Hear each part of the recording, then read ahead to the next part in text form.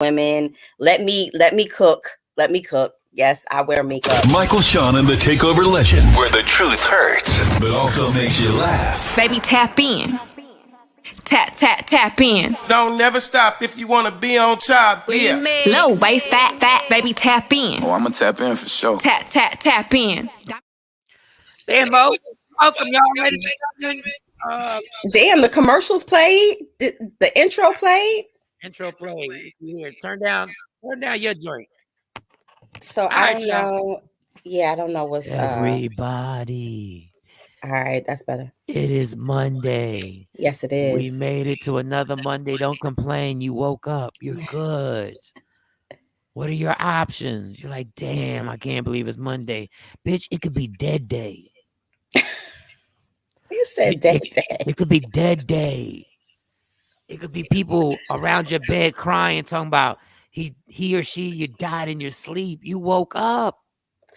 I'm definitely thankful I'm on this side of the green. Hell yeah. I am not ready to go yet. We got another day to do what we got to do. Shout out to everybody. Hope everybody had a great weekend this weekend. Hope you enjoyed it. I chilled. Didn't do much. Went to the gym. I'm on my gym regimen. Paul said Mad Monday. What's wrong? Action. Action. He said we should have a new feature, Mad Monday. I'm mad that the Grammys were great and they were drama free. So all we got is good stuff to say. And can we? Well, we do. But Jay Black hits my phone last night during the Grammys and says a lot of blasphemous stuff. So y'all know how I feel about Nas, and he wants to go in and say, yo, what's up with your man's outfit? What's up with his hair? It's whack. What's up with his glasses? It's whack. Jay Black, you're whack. Yeah. Nas was on point. He was on point. I don't even know if that's really a double-breasted suit, but it's shaped like a double-breasted suit, but it doesn't button like totally like a double-breasted suit. It looked like it was something straight off the runway. Jay Black was just hating. Another guy had the same suit on. Not the same suit, but the same style. Yes, the same style. Yes. Wow, so it looks double-breasted, but the way where it buttons up, it doesn't button up all the way the way a double-breasted suit. I was like, that's dope. I thought the whole thing. I thought his glasses were dope. I thought everybody who got on that stage was on fire last night. And I was like, this is crazy. It's the Grammys. I expected nothing less. I feel like the Grammys is like, again, and I know a lot of people, have a lot of things to say about the Grammys in terms of how they choose their the winners and how they choose, who should be in this category, putting people who are clearly pop artists in rap categories and things like that. I get it. But in terms of performance-wise and organized, being organized, it's always like the creme de la creme of the awards. This is what's weird in the hip-hop awards. When they give out the hip-hop awards, they wind up finding like real hip-hop and give them award. Like Kendrick and whatever the dude's name is. I got the song Family Ties. Mm-hmm. The song is crazy. But the song didn't get any commercial acclaim. It was all hip hop dudes that were like, yo, this is crazy. Kendrick and this young man are going all the way in. And then last year, Nas got it. He got a Grammy for, what's it, King Disease? That King Disease 1 or King Disease 2? Yeah, so the thing about that, Mike, is we're over here in the States and we have this whole mind trap of whatever is played on a regular radio, right? These albums and these sales go through the roof other places. So I think it's the accumulation of all of, the airplay and across all platforms that you receive that we don't even think about. And I think that's why a lot of times you see these artists win and you're like, dang, I didn't even know that this got that much play, or I didn't even know that this got that much, move in terms of on the radio or whatever. But yeah. And who's the tall guy? John Batista? Yes, John Batiste. Okay, Batiste. Yes. So like 2 years ago, that song, he's the band leader for Stephen Colbert, right? He leads the band for Stephen Colbert. So like 2 years ago, Stephen Colbert says John has new music that he's putting out, Michael Shawn. What you watching on your TV? Because he doesn't have his monitor up, I ain't got it on yet. I'll put it on in a second. I'm watching that great game with North Carolina and Duke. But so Stephen Colbert, I watched Stephen Colbert. So what you call it? He lets him do the same song that won last night, but it's a brand new song, and he's performing. I'm like, oh, okay. So little did I know, 2 years later it was going to be a smash, and he was going to go up there and turn up on stage and stand on tables, and I love the fact that the crowd was literally getting up and dancing. We can't get the BET Awards crowd to get up and dance. That's because everybody at the BET Awards is too hard to dance. Like, and thank you, Trevor. They bop their head. That's about all you getting. And thank you, Trevor, for saying, "Hey guys, I saw some of y'all dancing in your seats, and y'all look crazy. Like, it's okay to get up." Like, and that was like, "Thank you, Trevor. Could you?" White people ain't got a problem with not being cool. Like, white people are they don't care. Well, Mike, you do know if you get up at the BET Awards and I can't see in front of me, it's gonna be somebody in front and back of you talking about Listen to that. I need you to sit your ass down. What are we doing here? I can see the show. I need people getting up. Nah. I'm good with the head bops at the BET Awards because I want to see everything. No, get up. If you want energy from the entertainer, you got to give them energy back. I love the way Las Vegas got set up. That is true. Because if you start getting up, guess what's going to happen?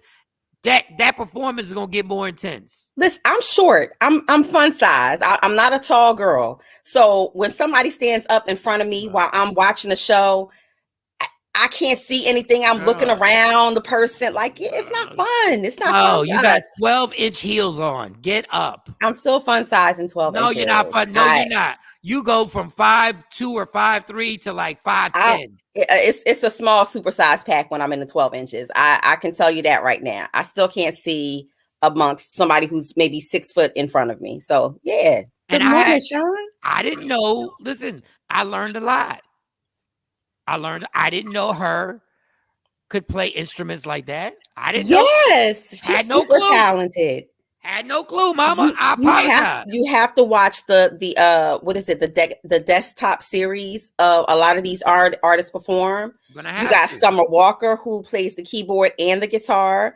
You got was it Lady Lizzo? She plays the flute, the goddamn drums, the piano. She play. It's a lot of these artists now that are very in tune. And I gotta tell you, every time I see one woman perform, this one woman fucks me up every time. Lady Gaga is one of the most talented people I've ever seen in life.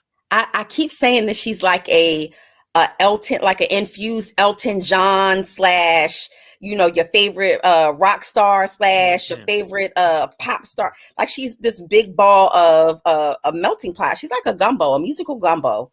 Oh, first of all, she's a great actress. Yes. Second of all, her vocal skills are just stupid. Yeah. Like when she's doing these Tony Bennett songs, which I saw that. I saw what she did with Tony Bennett, which is another amazing story. For those who don't know, Tony Bennett either has Alzheimer's or severe dementia. And he can't, obviously, not saying this, my grandfather suffered from it, can't remember anything. So when they're doing this, they're like, I don't know how we're going to pull this last performance off. Somehow, some way, this man gets on stage and his sixth sense kicked in and he remembered every song. He remembered all the words, got off stage. And when they interviewed him, 60 Minutes interviewed him after the show, it was like nothing ever happened. Yeah. So music does that for like for the Alzheimer's and dementia community. They can remember, it's something about how music is composed. They can get up there and recite a whole song or remember a song, but afterwards can't even tell you what they ate, like short-term memory. Can't even tell you what they ate, an hour or 2 hours ago. But I think that's beautiful. I think it's beautiful that he's able to get on and perform and be in his element. If you watch the 60 Minutes thing that they had on him and Lady Gaga and you don't cry, you're Jada. You're Jada Pinkett Smith. You're cold as fuck. I can't. I'm not. You're It's cold as fuck. No, Monday. it is. It is It's like Monday. the teariness kicks in so heavy. But Lady Gaga is absolutely amazing. The girl Billie, what's her last name? Eilish. Eilish. Yes. Eilish. Another one I like. She's a dope Well, she's very dope artist. I didn't even know. Yeah, she's a dope I artist. just know her name. And her vocal range, people don't give her credit, but if you listen to a lot of her other stuff, you will be like, okay, she got pipes. Who else? Travis Barker made the appearance. He was playing the drums, killing it. And you see, he had his main chick on his lap. Yeah, He's so thugged out. He's so thugged out. What was like? I didn't even know they were together. I'm so They're out the loop. engaged, Michael Shawn. They're engaged. They didn't even get to announce it. Travis Barker's son took to Instagram when it first happened, and but you know, she's the different Kardashian, and what I mean by that is, you know, she got all the babies. Yeah, she's never been married, and she's allowed to kind of do things that Kim can't do. She didn't marry Scott. Scott Disick. They never got married. No, her and Lord Disick was never married. He just kept putting babies in her. He was never married to her. She's pretty. I like her. Even though Monty was like, look, she dressing just like him. My daughter's a shady. She's like, look at it. She dressing just like Kim. You know how Kim is. She'll wear a modest dress, but she'll still have a little bit showing out. A lot of cleavage showing. A lot of cleavage. Yeah, the little cleavage showing. I mean, well, she's the one. She's the one that doesn't have the identifiable altered body, so to speak, out of all of the Kardashians. So yeah, I like her. I love her, and she actually goes in on Kim. If you watch some of the older episodes, she talks about how mean and nasty Kim is, and everybody not like you, Kim. Like, yeah, she goes in sometimes. I like Travis Barker has that rock star. Yes, the rock star thugged out swag. I like it. I also like who did Lenny Kravitz perform with? Lenny came out and was performing with was it her? Was that Well, he performed with her before on stage. Dude, you talk about rock star swag. Yeah. All you rappers who claim y'all rock stars. You just can't be a rock star unless you do rock music, because Lenny Kravitz just has a whole different his vibe, the energy. And I had that album when they were doing Are You Going My Way? I had that. That was a dope ass album, Lenny. I'm gonna actually Lenny Kravitz always gives what he needs to give. I think between him and Maxwell, you know, I think both of them are two of the dopest artists, even stage wise. Yeah. When he hits the stage, it's like he reminds me of Prince, you know, because when Prince used to hit the stage, he was turned into a whole nother person. I think it's the same thing with Lenny. True story. Maxwell was almost what ended my first marriage. What? We how? Like we weren't even getting along, right? We wasn't even getting along. Like nothing was right in the marriage. Nothing was right. Nothing was going right. I was doing my thing. I was 24, 25. So we got into this thing. She was like, we don't ever do anything together. And we should go to the Maxwell concert. And da-da-da-da. And I was like, I got a comedy show. Like they pay me like $60 to do this comedy show, right? I said, I got a comedy show. Gas and tolls. I never forget, because we lived in Jersey City and I had to go to a club called Stand Up New York.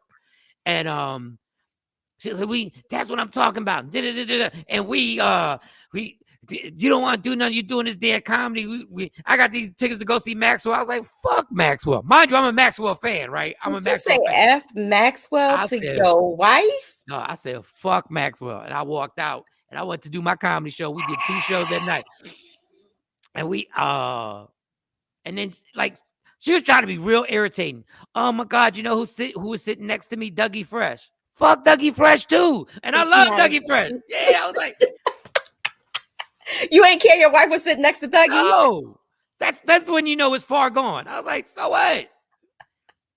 I just tore down 2 shows on a Thursday. So anyway, fast forward. Oh, quick sidebar, no segue. Lamar Odom made a comment. And he said, if I would have protected my woman like Will Smith, I'd probably still be married. If Lamar. you didn't smoke crack, you'd still be mad. Don't bring Will into your shit.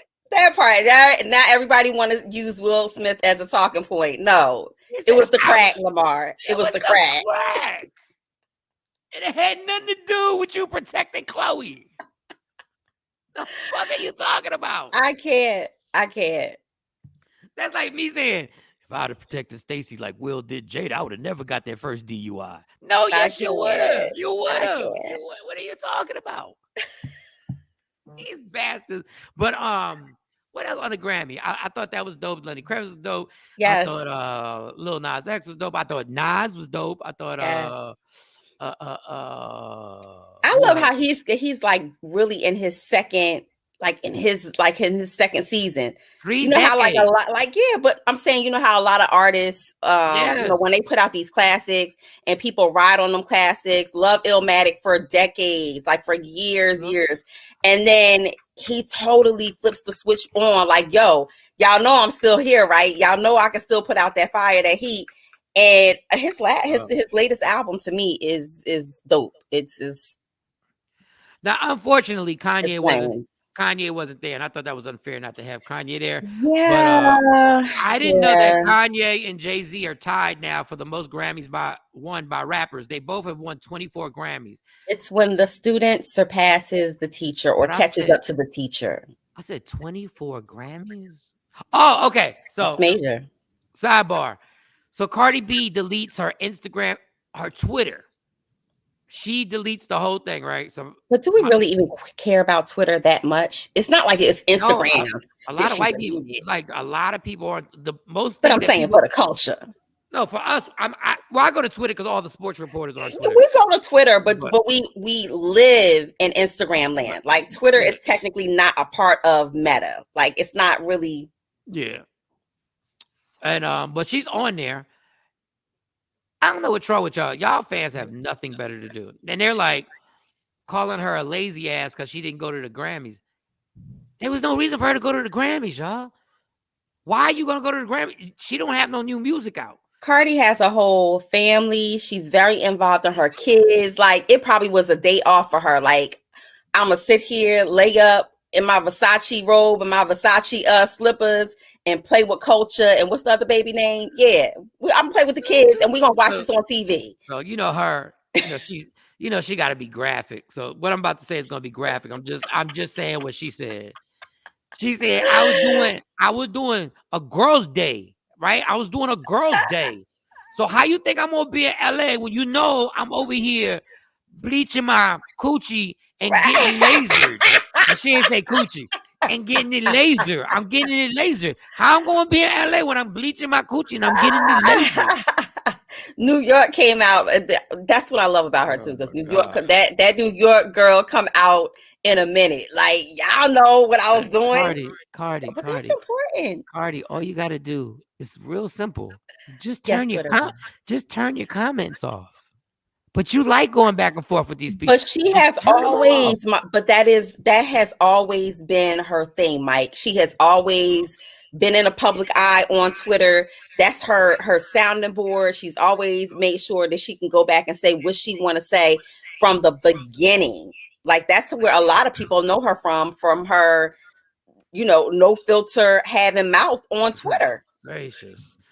But she over there. They going hamburger over there. Twitter gives you live updates and trending. It does. Yes, it does. Yeah, it does.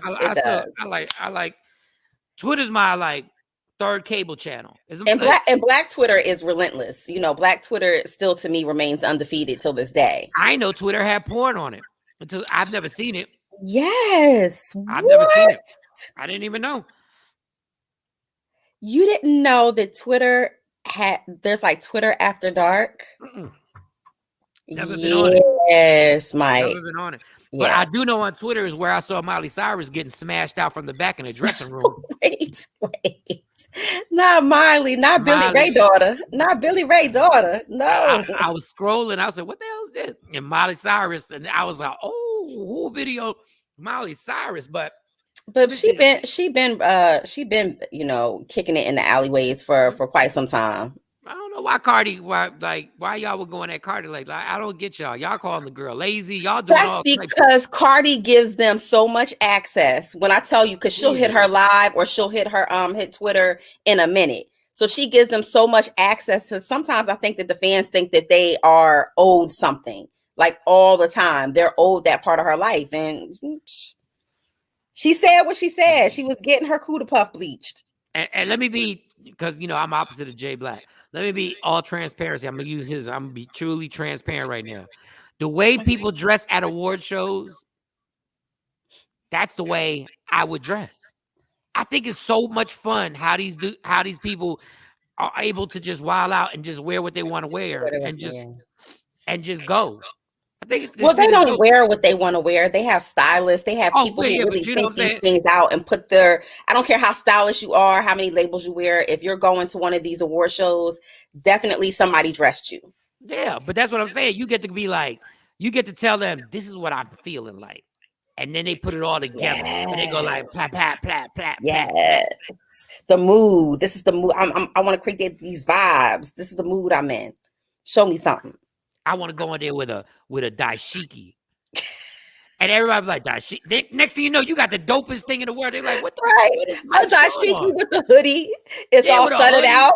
Studded out. All the jewelry dripping over the dashiki. Looking like a light-skinned Mike Blackson.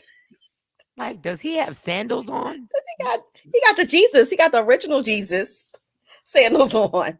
That's what I call the apostle. Like, what? That shit is that in my mind, I've always been like, yo, that is so much.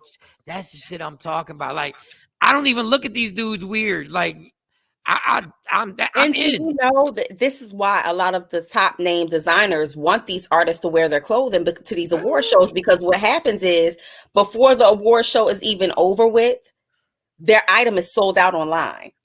All the top houses and whatnot, the designers. That particular piece will be sold out everywhere, especially if it's not an exclusive. They'll be looking at me crazy because I'd wear the same suit Nas had on with no shirt under it. I just want a bare chest under the suit. It is almost summertime. It is the spring. It's the spring. You did tell us you was going to do a show with your shirt off, so maybe that's the what. I see why these dudes be waking up at 4 a.m, 5 a.m, and hit the gym. So you can wear anything you want. Like, yo, put this on. I'm in shape. Don't worry about it. Just throw it on me. I don't care. It's pink. Give me the pink one. They do a lot. They do a lot to get ready for these Grammys. I mean, I'm talking about bringing in personal trainers, like the trainers who get you ready in like 2 to 3 weeks. Like, say you got a whole bunch of fluff. They bring in these, I don't know what the hell they be on, but they bring in these trainers that could knock all of it off of you. It's kind of like the ones who prepare the Sports Illustrated models and all of that other stuff. They get them right for these awards. Dude, I'm literally dyeing my hair all types of colors. Like, I'm going to be blonde at the Grammys. I'm going to be I'm going to dye it all white. For just, I'm going, like, I just want to have a ball. Just look at, like, I see why it could be so addictive. Like, just wear what you want to wear, or you just walk up there. You can either do that or just walk up there and just do a retro and just wear a throwback jersey for no reason. But you know what's weird is that they don't dress like that for us, like for the press junket. So when they're, when you go to these award shows, you're in this big room full of nothing but like radio stations and things like that, and they're literally going from seat to seat giving interviews, and they be regular. Then later on they had this spectacular shit on. Yeah, because they be so hungover from the night before. Yes. They just trying to struggle and take 12 Tylenol. Who are the 2 black guys that were with Justin Bieber? I didn't even know they were on the song. I thought that was just Justin Bieber's. Who are the 2 black guys? Gosh, I forgot the name of. I know who you're talking about. Their name escapes me. And whose idea was it? I thought it was a good idea that these performers would be introduced by their road managers and road managers. Yeah, they really had the road managers come out. Did you see them? So I think that I'm not going to give my opinion on that, Mike. But the one lady went out there and she talked smoothly, but her hand, the microphone was like this. I felt so bad. Like her nerves were like. Damage control. Shaking. Can we talk about Doja Cat, right? Because Yeah, she SZA almost had showed her whole cat. She almost showed her whole cat. SZA had to go, and she was like, "Girl," she hobbled up there. She was like, "Yo, like I thought you was gonna miss this." She was like, "That was the shortest or the fastest piss I ever took." I said, first of all, I hate when women use that word. That is a man's word. You can go say you had the tinkle, you had the pee, you can say anything like that. But I absolutely hate when I hear women say, I had to go take a piss. That is such an offensive word. She had on a beautiful dress. I'm like, sis, you couldn't that cat almost clean that up. I think that and cat popped out for a second. And then she had a slip of the Cuda Puff. I want so she had to to hold the front of the dress. I want to rewind and see if that popped out. If you got a comment, leave a comment. You get taped, and so you get taped South into Pan those Pan. dresses. They tape, they sew, they sew down all of the pieces. So you're literally, when you're walking, everything hits just right. She went to the bathroom. Yeah. She had to rip off something. So that's probably why you got that little sneak peek. Her right boob was it was close from going hello. It was almost Nipplegate last night. It was right there. I was like, girl, please tuck it in. It was almost Nipplegate. Me and Monty were upstairs cracking up. I was like, girl, if you don't tuck that right one in, that right one is coming. That right one is coming, girl. Let it. But I was happy for the girl. I mean, she's these kids, they kids. Yeah, when it caught up to her, because of course, leading up to the Grammys, everybody was on Twitter talking about how Remy dissed her. No, Remy didn't diss her. Remy just said that she doesn't look at her like a rapper, but she makes dope music, which is true. We don't know her as a rapper. Can she rap? Maybe. Can she rhyme? Maybe so. But she's not a rapper. She's a pop artist with dope music and a dope voice. And some of y'all be on social media talking about, well, you're saying Lauryn Hill can sing and rap. Lauryn Hill's one of the best rappers that ever lived. Yeah. Okay? We're not even gonna do that. Lauryn Hill's whole career started off just rapping. Yeah, we're not gonna do that. She just actually was a triple threat and could sing and act. But rapping was the first takeoff. That was her passion. But Doja Cat was dope. I got to put a face, because I don't be following. I'm not named, but so many. I love how she gave SZA. Like, I love how she gave her due too. Like, while she was up there accepting an award, I'm glad that she took the time out to say, "Yo, but you're dope too in this space." And a lot of artists don't do that. What the hell? And SZA, what amateur football league were you playing in at your foot? Like, what happened? She had the heels on too. I was like, you got the heels on, you going on stage with the crutches, girl. But I'm eager to find out that story. So all in all, I give it a 10. I give the Grammys a 10 last night. I think everything they did was dope. There were a few technical problems, just a little bit. But I try to tell everybody, with these flat screen TVs, if you don't have a sound system hooked up, and you're going through the flat but who doesn't have a surround sound? I don't have I never hooked up the surround sound to the flat screen down here. Well, you have tall ceilings, so you have some good acoustics though in your but then mine was like, the music's too loud. I said, it's not too loud. We just ain't got the system to make it sound properly. You're not listening. You're listening in stereo, but it's not. We're listening to the little speakers for these flat screens. So I think there's a sound system in here, but I never hooked it up. You just never hooked it up. Maybe that'll be your project for the on your honey-do list this week. Well, people who left a receiver here and there's speakers throughout the house that you can play, and I've never hooked it up. I was like, oh, you have integrated speakers in your house? Yeah, they're in the kitchen, they're upstairs. And you haven't hooked that up? Nope. I gotta look at this receiver. It is life-changing. It's life-changing. I can't believe you don't use it. But they got one of them old receivers that are hooked up to it. So just swap out the receiver. The speakers are still good. No. That's what I got to do. But I got tons of other stuff to do before I do that. So like what, Dad? What? We got to paint the whole place. Okay. We got to tear the ugly carpet that we got going upstairs. This ugly brown carpet that they put on it was just hideous. I got you there. We got to tear all that up. And I guess it should be wood. Or I don't know, man. I'm not good at that shit. I don't know. I have no Just idea. the man with the master plan that writes the check. All I know is the He's done. refrigerator, the ice maker in the refrigerator will work, and then there'll be no ice, right? And it have to reload for like 8 hours, right? Oh, yeah. Well, have you changed the filter? Yes, that we got Okay. to change the filter again. Okay. So guess what happened? We got an ice maker that sits next to the refrigerator. That it makes no sense to me, but the ice maker works better than the ice maker. So we got an ice maker. Full disclosure, Michael Shawn. I have an ice fetish. I told you that there's different textures and types of ice that you can eat. So I have an ice maker in my very hella expensive refrigerator, but I have a tabletop ice maker as That's well. what we got. Yes. It don't make no And sense to I'm me. sorry, the tabletop ice maker makes better ice than the freezer, the one in the freezer. It's like having a car. Ask your kids. It's like having a car, but you got the scooter in the garage that you drive because Michael Shaw looking around at the house projects like, man, I don't know. I don't. Like, it's overwhelming. That's why I just do little bits and pieces and then let it come together and then call somebody.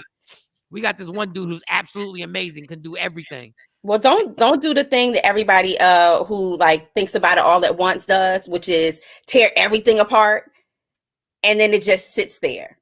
Oh no. If I had the money, I would just move us in.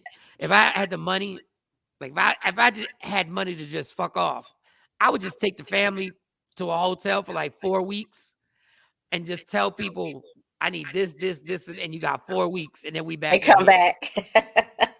But right now, it ain't popping like that. Oh yeah, the Grammys were dope. I watched North Carolina and Duke play a tremendous game. Yes, and Saturday, right? Yeah, and I didn't bet on it.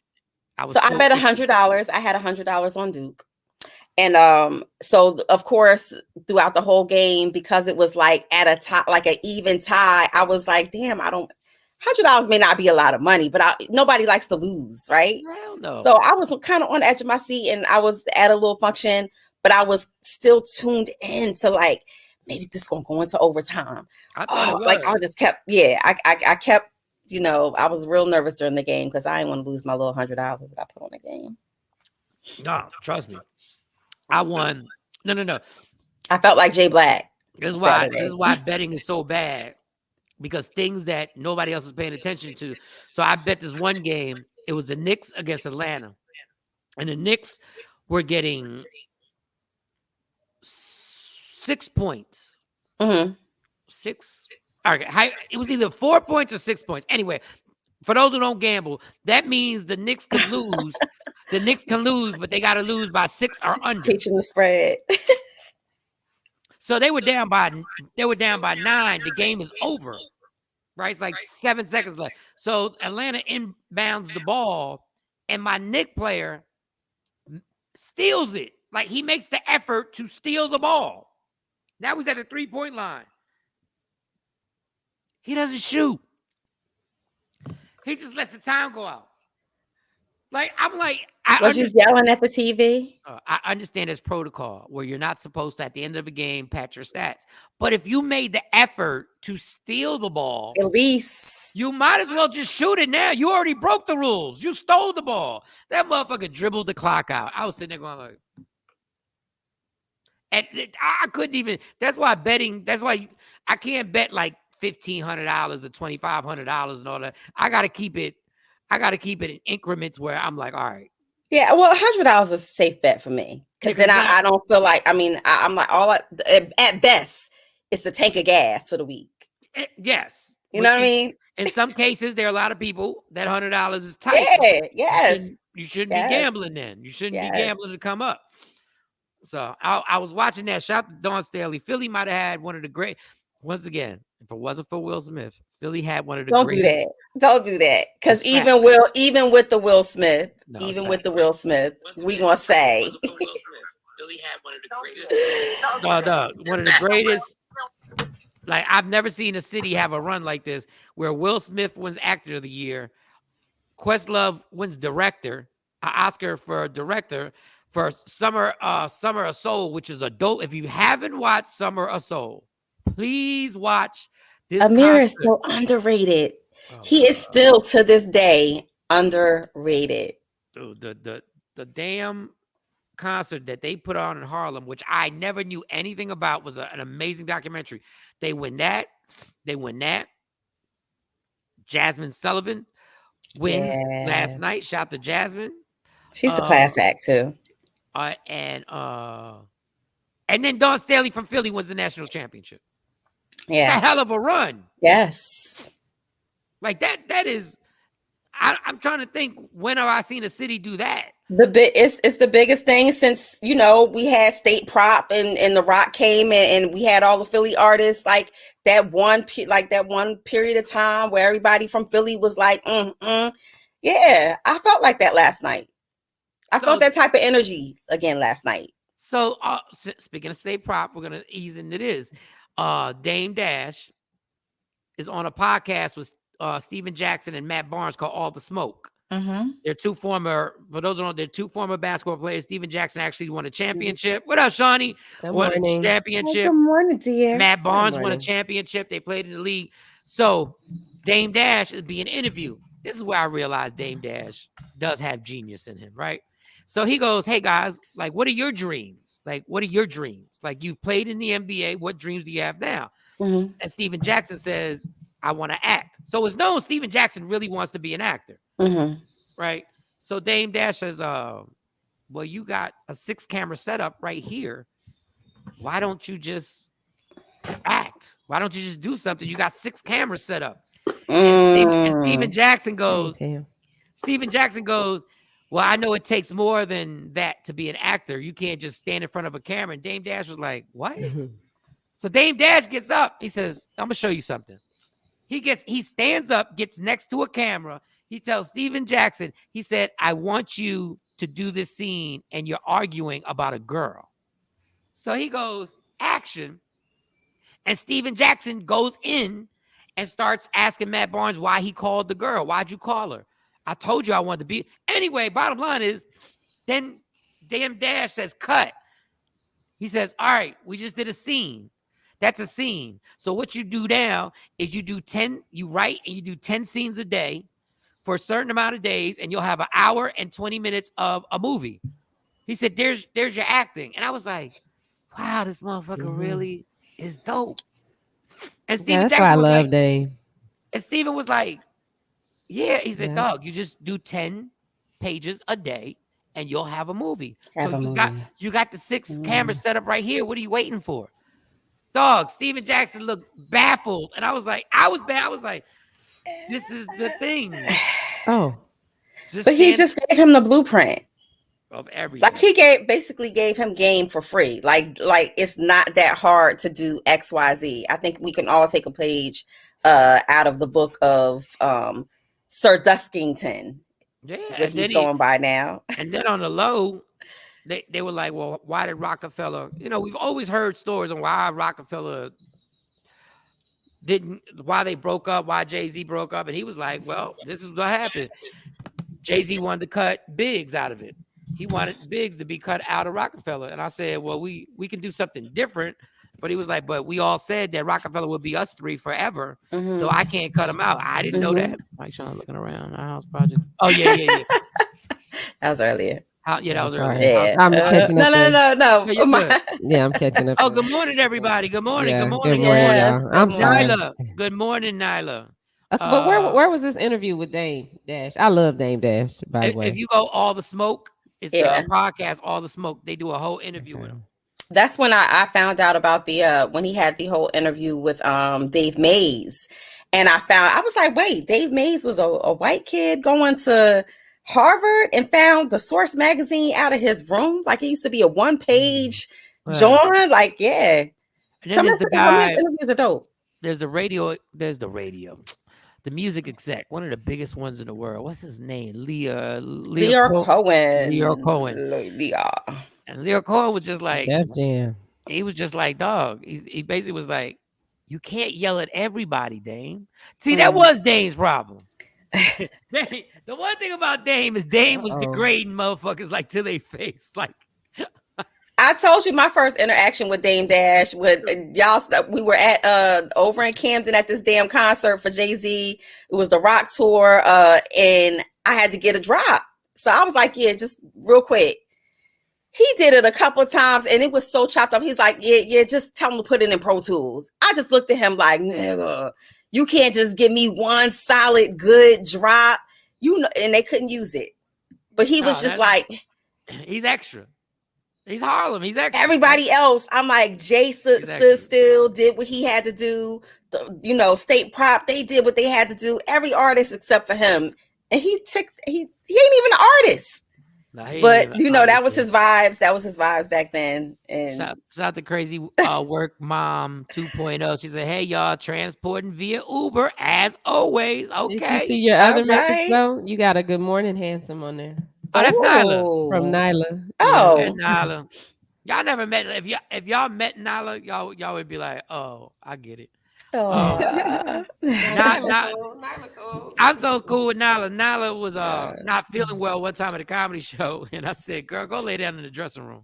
Oh, see, and she laid down. Got a Care Bear heart. She laid down in the dressing room until she felt better. He really does. He got Care Bear heart. Girl, go on, lay in the dressing room. Misunderstood by so many. now what y'all not gonna do is do an unsung in front of my face. if it was back in the day, he probably would have still told you to go lay down in the back, but you ain't gonna be alone. You ain't gonna be alone, girl. You ain't gonna be alone. All of a sudden you like, why the lights off? Don't worry about it. Girl. Just let it happen. Just let it happen. Just let it happen.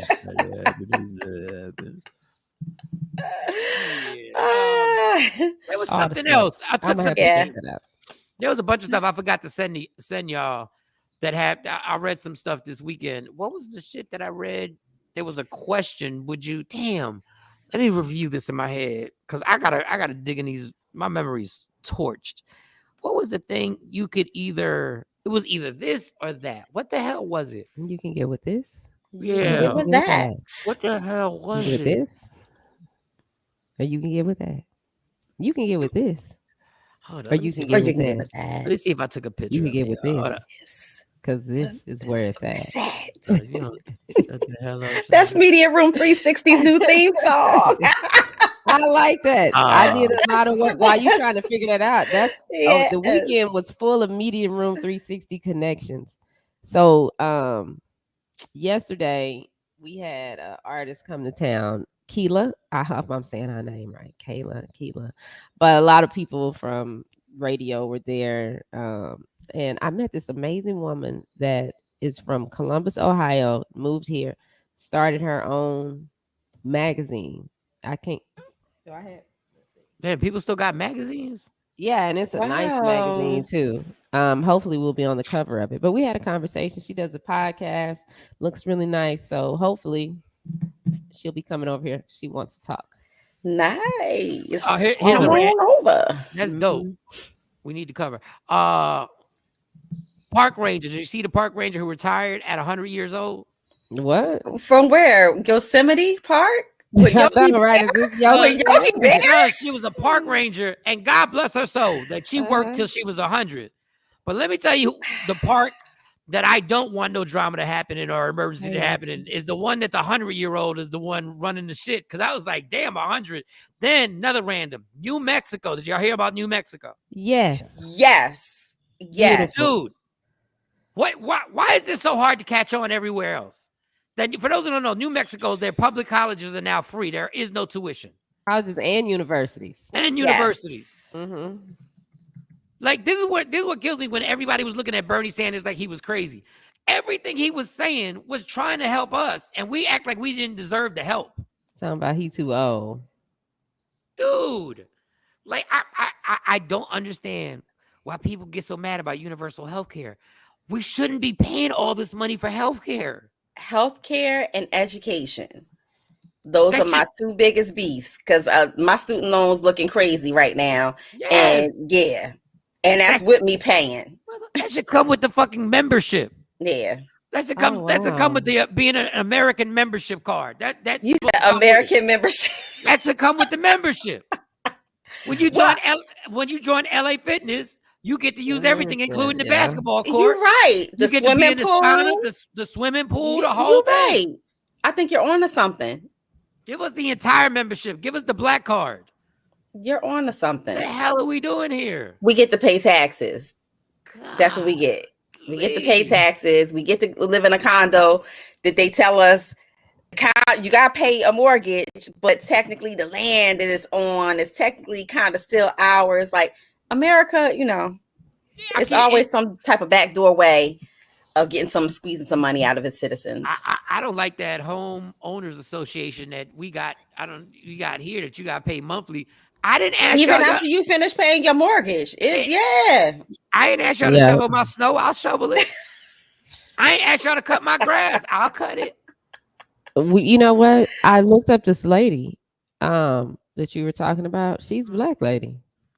The retired ranger? Yeah. Retired She's a ranger? black lady. Like she was gangster. She stood up there until she was 100. She kind of looks like she kind of reminds me of Rosa Parks. A little. I couldn't even tell you what Rosa Parks. Oh yeah. Yes. She looks good. Oh man, look at this nonsense. New fire. God.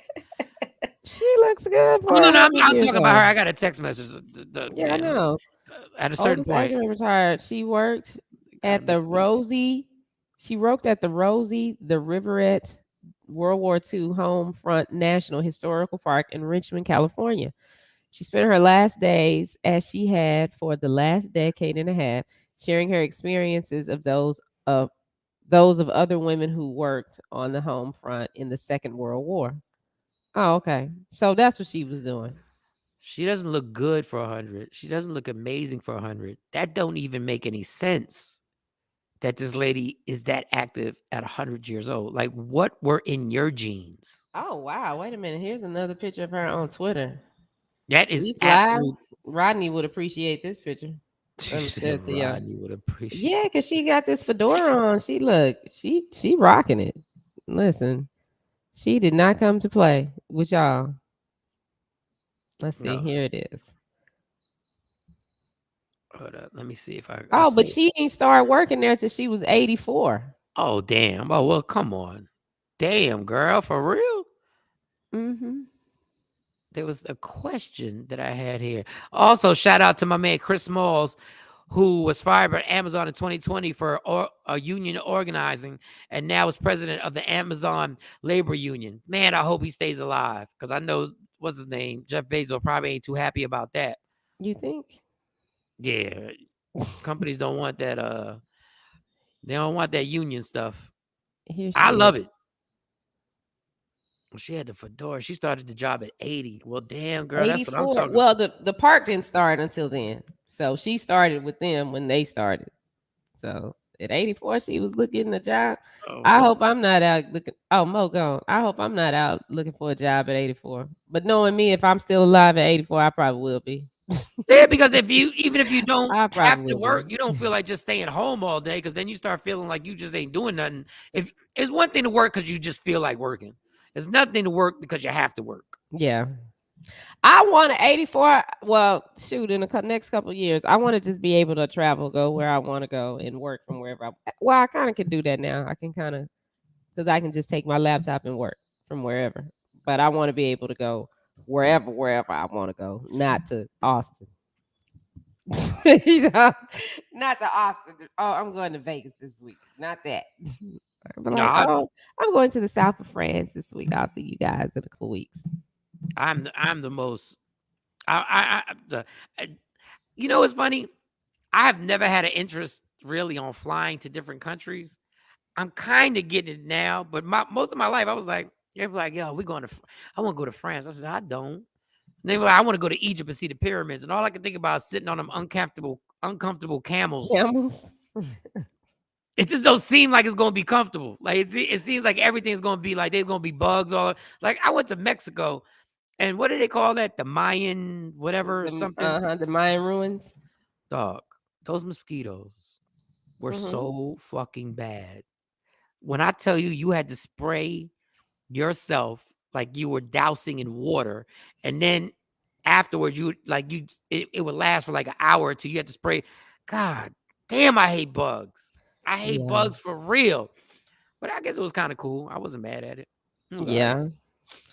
This weekend we had a big shooting here in the Metroplex. Yeah, the trails.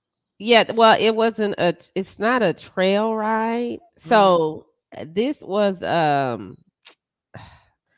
it's not a trail ride, and everybody's like, oh, it's the same thing, it's the same thing. No, it's not. Trail ride, they bring the horses out. Those are the horses come out and they participate in a trail ride.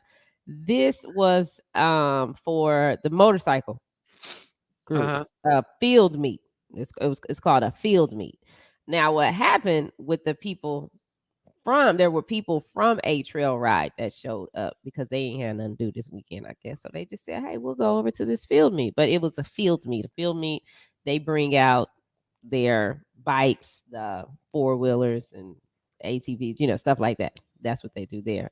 But my understanding, according to WFAA, somebody got into a fight. Some people got into a fight. And then to try to stop it, like the DJ was like, hey, y'all need to chill with that. Y'all need to chill with that. Well, somebody shot in the air. And then once they shot in the air, then other people pulled out their guns and they start shooting. And somebody even had a semi-automatic that just shot in the crowd. So it ended up with 11 people injured. One person dead. 11 people were shot. One died. Young man named Keelan Gilmore, who's only 26 years old. And then the rest of them were injured.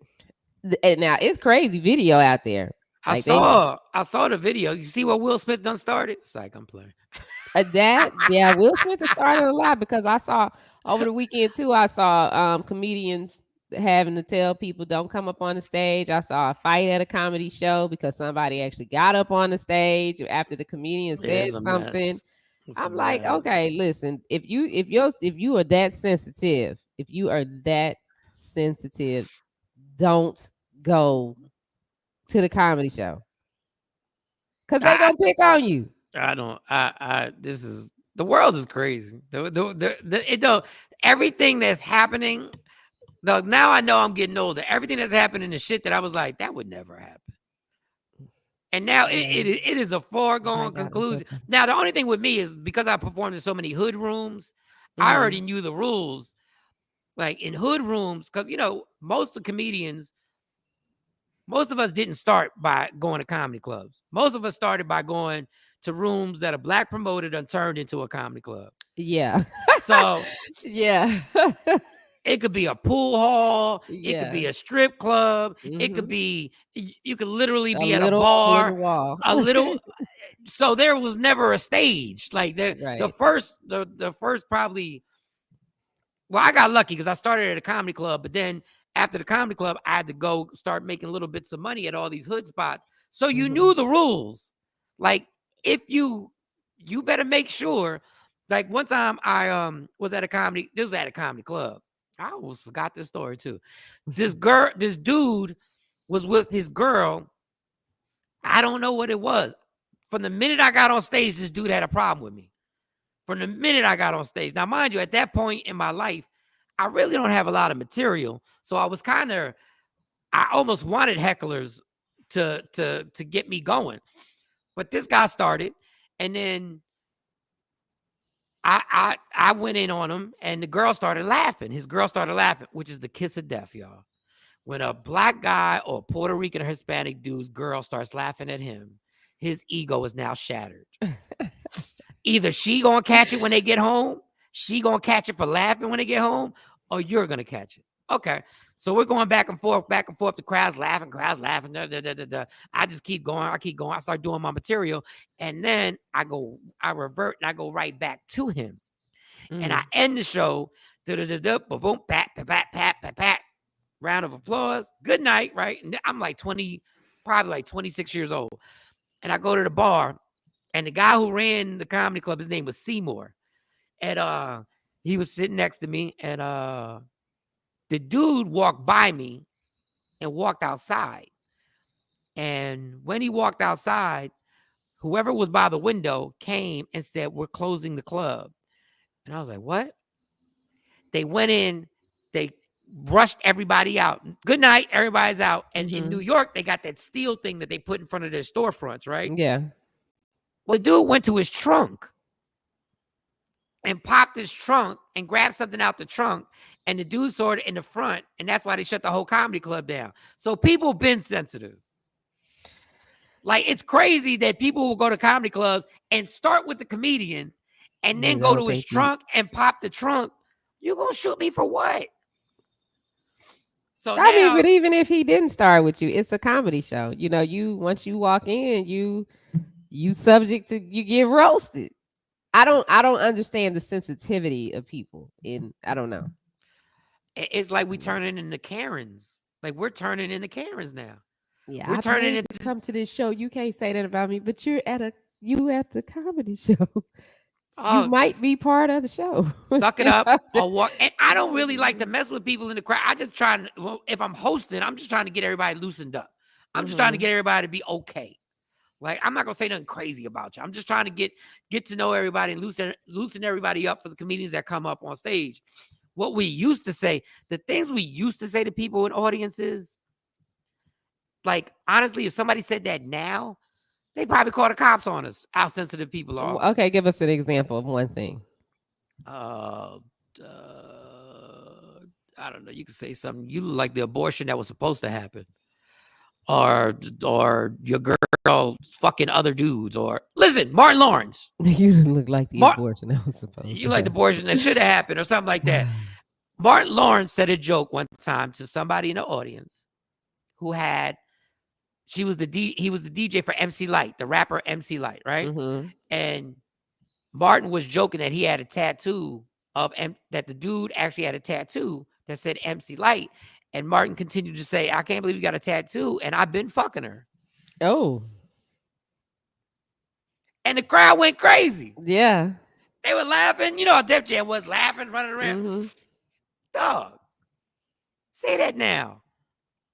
People, we can't do, like, everybody has turned our comedy, like, we've turned into Karens. We've literally turned into Karens. Like, all of a sudden, the stuff that we liked, that we used to like watching comedians do, now people are like, oh, that's just, we're falling into the white people trap about complaining about stuff that we know we liked. But now the sensitivity is, and it ain't no millennials that are doing it's grown folks. It's grown folks that did your mama jokes when they were little on the corner. It's like, are we serious right now? Dog, Will, you were on Arsenio cracking a joke about the band leader who had no hair. Yeah, I finally saw that clip. But y'all know that, oh my God. Well. And you weren't here when I said this, so I'll say it again. We'll all agree that when Will did his speech, his main complaint were people talking crazy about him and about his family, right? And this is why I tell y'all, do the 10-second rule before you act out of emotion. Do a 10-second rule and try and think big picture. Because what he was mad at about people talking crazy about his family, he literally has made it worse. Everybody's talking about his family now. I know, and like it's getting worse and worse. And like it's like, at what point do we raise up off Will? Give him a moment to breathe. Okay, because at some point, like, even when you doing the joning back and forth, and you know when it's like, okay, I need to chill on this. I need to chill. It's time to chill on it. Oh, he thought they were disrespecting his wife before. They straight up calling her a bitch now. Yeah, I know. I'm like, damn. Lavelle Crawford went all the way in on his set. Tony Rock has every right to go. I get it. It's your bruv, so I understand it. But I'm watching comedian after comedian after comedian after comedian. Dog, it's a free fall. And this is all I'm saying, Will. Forget whether it was right or wrong what you did, but you made everything worse. Now cats feel like they have the pass because you're now the bully who snapped out. Now everybody's like, yo, it's on and popping. Everybody get a piece of it. So what should Will do at this point? What he's doing? I mean, I don't get it. It's like, it's crazy because if somebody else were in his shoes, if they were in his shoes, their reaction probably would have been the same. So I don't get why we're being no. Let's not say their reaction would have been the same. The majority of people we're being so hard on Will Smith for this. The majority of people would not have walked up on stage and slapped the hoe. I'm sorry. I don't know if they were in his shoes. I'm talking about in his shoes, not basic, just this. If they were dealing with everything that Will Smith was dealing with, and they had that pressure of the world on their shoulders, we really don't know how we would react in his shoes. So that's the thing that it's like, at what point do we step back and be like, well, okay, because we are really, I mean, some people are really just dragging him. And well, they should. Everybody worried about his trauma. Nobody checked on Chris Rock's drama. He just got smacked in front of 1 billion people. Yeah. Yeah. Like, that's the dude that should be getting everybody to be like, oh, you all right? I mean, I think the same thing with Chris Rock, too, because that was shocking for somebody to walk up on stage and slap you, especially when Chris is very open about being in therapy and trying to learn how to cope with different situations and process different things. Yeah. And can we please talk about Will's son, Jaden, going to Twitter? What about Jaden? And this son of a bitch had the nerve to tweet, "That's how we do." That's how who does, Jaden? Oh, yeah. I did see that after. Who does, Jaden? Who you smacking, Jaden? Who you smacking?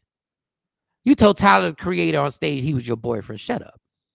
Well, is it his boyfriend? No. Well, Tyler said no. Well, why did he say it? Who knows? But I tell you what, that's a long distance from smacking somebody talking about that's how we do. You do what? You've been rich your entire life. You ain't never ran up on nobody. Stop. Nah, he don't know nothing about that life. I'm not making excuses. Danny boy 213. I'm not making excuses. But it don't matter if he a man with money or not money. You know, people, the human beings have limits. And I sat on this show and I said, Will don't belong to us, but you're gonna find out who he belongs to. Because them white folks that run him done sold him out down the river so fast, they done put every project on hold. I saw that, even Bad Boys 4, but do we really want a Bad Boys 4? Well, I think, honestly, I heard there was supposed to be a new character that was supposed to come in, but that's alleged. Yeah, but do we really want another Bad Boys 4? I mean, ain't they retired yet? Damn. But how about Netflix? Netflix? What did Netflix do? They put his project. He had something that was going to come out on Netflix called Fast and Loose, starring Will Smith and Netflix. You gonna put it on hold?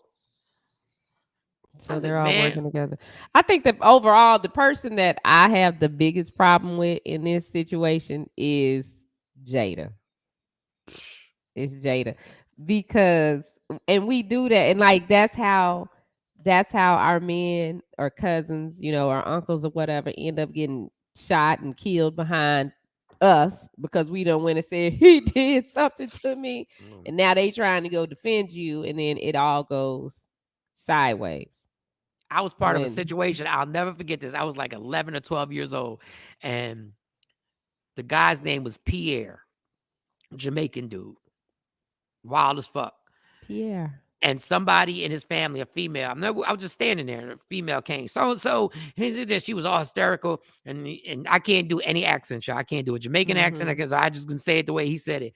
He said, "Before I go over there, what the fuck did you do?" Right? And she paused.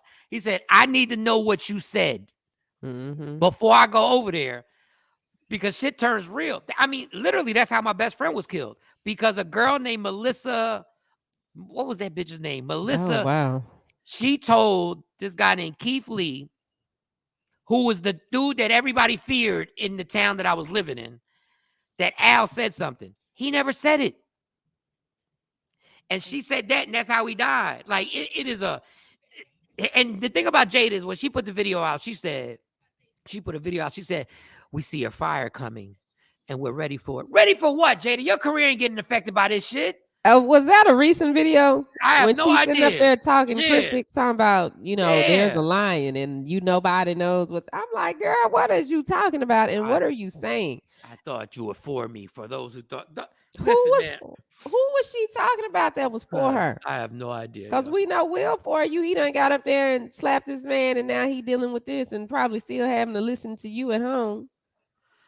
The white dude, what he ain't did. Ricky Gervais, a comedian. I don't know if you know him. White. He's from the UK. He hosted the People's Choice Awards, and he went in on everything. He went in on the people who are cool with Harvey Weinstein.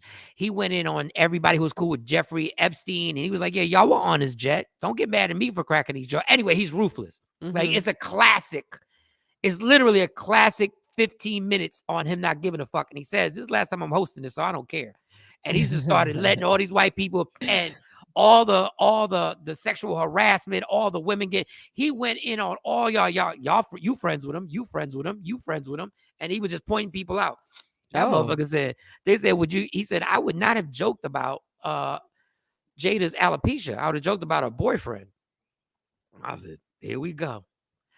Will can't go to another award show right now. Like, Will just got to chill and hold tight and let us get bored with this.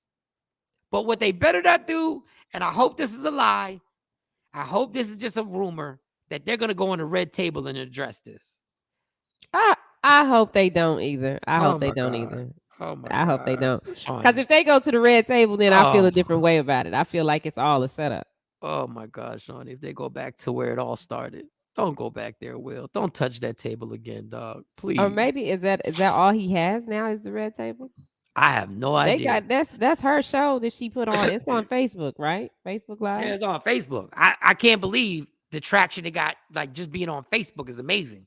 Well, Facebook started a whole division of podcasting, so they paying people. Facebook is paying people.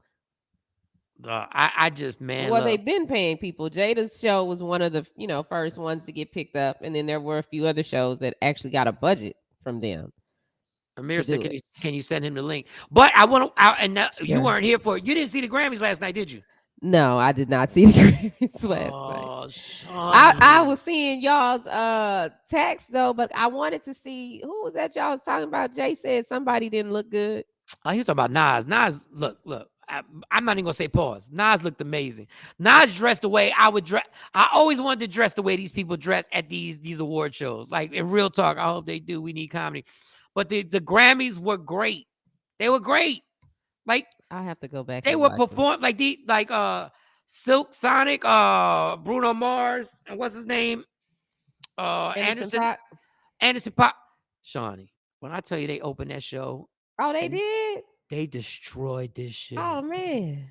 They destroyed this shit. They won all the awards. They won Song of the Year, Album of the Year. And then Anderson .Paak. Anderson .Paak. I believe his name is Anderson .Paak. Anderson .Paak went up there. It was the funniest shit ever. First of all, they had a dance they did when they won. They both got up off the table and they did this little dance, right? So when they won the second award, he gets up there. He goes, listen, I'm going to tell y'all the truth. I'm trying my best to be humble right now. He said, but in the business, they call this a clean sweep. They swept everything. I didn't know they have a residency in Vegas. Yeah, they do. I want to go see them, but those tickets, them residencies be so high. Their performance was so dope. Their performance was dope. Lil Nas X's performance was dope. Nas's performance was dope. Lady Gaga, and I'm going to repeat it because y'all been watching, but Shawnee wasn't here. Lady Gaga might be one of the most talented individuals I've ever seen. Like, vocally, she was just perfection last night. The Billie girl, the Billie Eilish. Dope. I don't even know her songs. Perform? Yeah, I didn't even know her songs. I'm saying, she got one song I like, but I can't remember the name of it. Her gets up there and performs and brings Lenny Kravitz out. Then she plays the drums. Then Travis Barker comes and plays the drum. I'm like, y'all are going in. Like, everybody, I was so proud of everybody. The country singers had me rocking. The reggaeton singers had me rocking. The salsa singers had me rocking. Everybody was like, Belinda Carlisle, who way back in the day, she came on there and tore her songs down. I said, what? Oh, she sounded good? Oh, she sounded amazing. I heard Jasmine Sullivan picked up an award. Jasmine Sullivan won the award at the end. She won another award. Doja Cat walked up in there. And she almost missed the award because she was in the bathroom peeing, and then she had to run out there, and she damnly showed, Doja Cat almost showed a kitty cat because her dress was moving over. She had to pull it back down. SZA was up there. She got an award with her. Who else? There were so many. Trevor Noah did an amazing job hosting. I love Trevor Noah.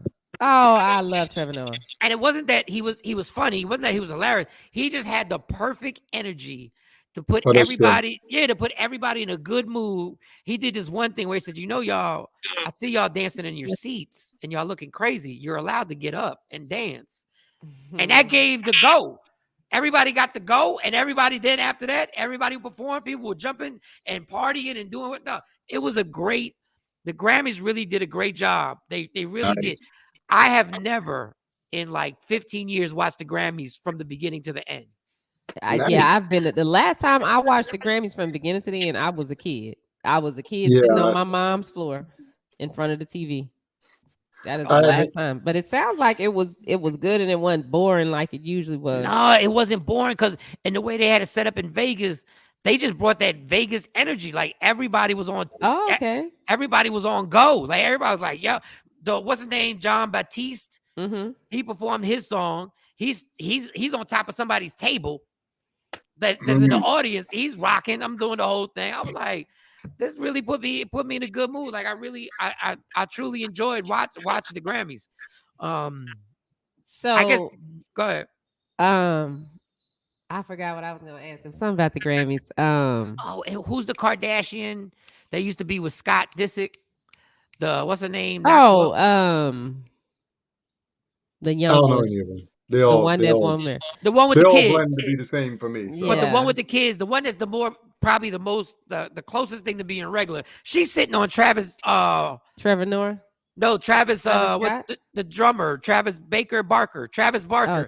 I didn't know they were engaged. She's sitting on his lap in the crowd like they had a. Oh, really? They are. Like they had a house party. Oh wow. But Trevor Noah, you should check out his. If you haven't, you should watch his. They have a documentary. Well, I guess you call it a documentary on him, and he goes into where he's from, his background, and he takes us to his grandmother's house in Africa. Yeah, that was really good. And I was just like, and his grandmama is a grandmama. Yeah. Okay.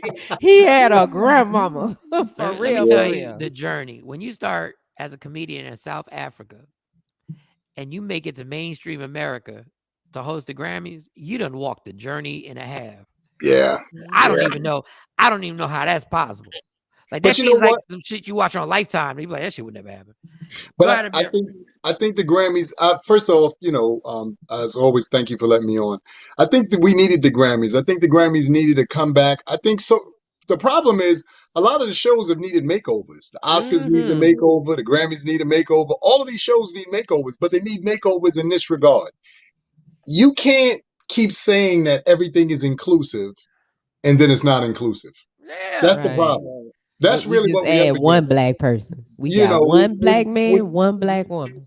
When you start, and then, everybody will say things like, especially, with Oscars are concerned. But if you watch the Oscars over the last few years, the major motion picture thing has been won by somebody who's Mexican, or it's been won. That does not make it inclusive. That means you just said that the Mexican community is okay. That's not an inclusive, and especially you get one. You get one this year. You get one this year. You can get exactly. But my thing is, it's not even about getting one or whatever. We all just have different stories. Now, I get that you may or may not be able to relate to my story because you're not from where I'm from.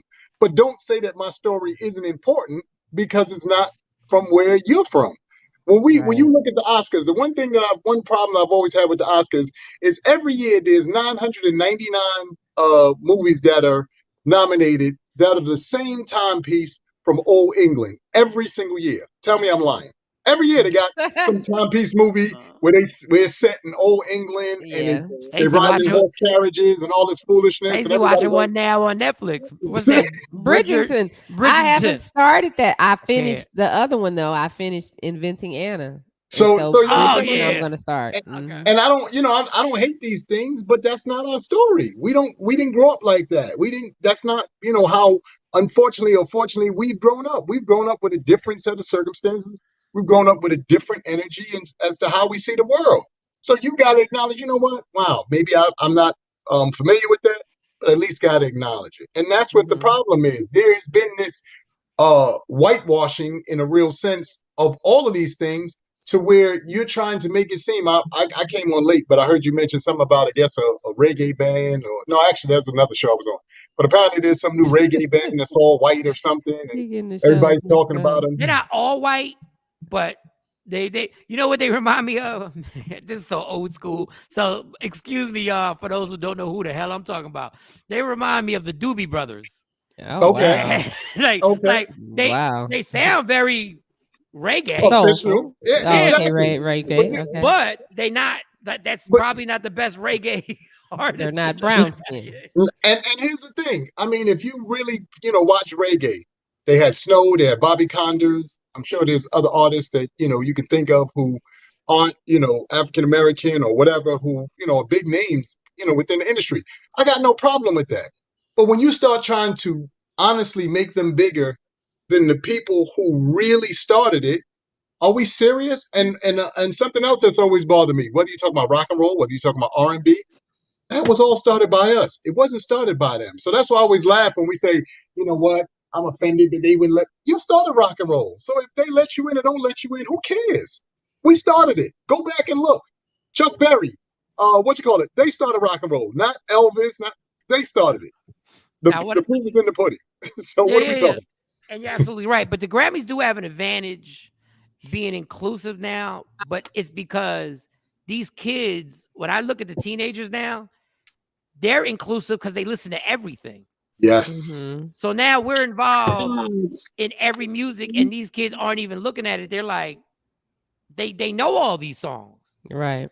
Like my daughter's like her, and my twins like BTS. Like, I don't even know how they got up on BTS. Yo. I don't even know how. Who is BTS? I don't even know who that is. They're like the biggest group in the world right now, and they're Asian. They're from and don't get it messed up, because if I say they from China and they're not, my twins will kill me. But these kids are listening to all this type of music, so the Grammys are able to now not have to put their neck on the lines, because this is what it is. Like, they're listening to Jasmine Sullivan, they're listening to her, they're listening to Motown and Silk Sonic and all that, and then at the same time they're listening to that Billie, whatever her name is, Billie Eilish, which is Billie Eilish. That's his weird last name, Eilish, but she seems super cool. Yeah, and like, everything is meshed in music, so the Grammys don't have to take a risk. You know what I'm saying? So they can have, they can. Music is always, not always. Now music is accepting that how important we are, because the kids know how important we are, so the older adults can't front. Yeah. I Like, mean, they even know what it is. The samples they're starting to use hip hop. I see hip hop using pop samples now in their songs and all those things. Samples.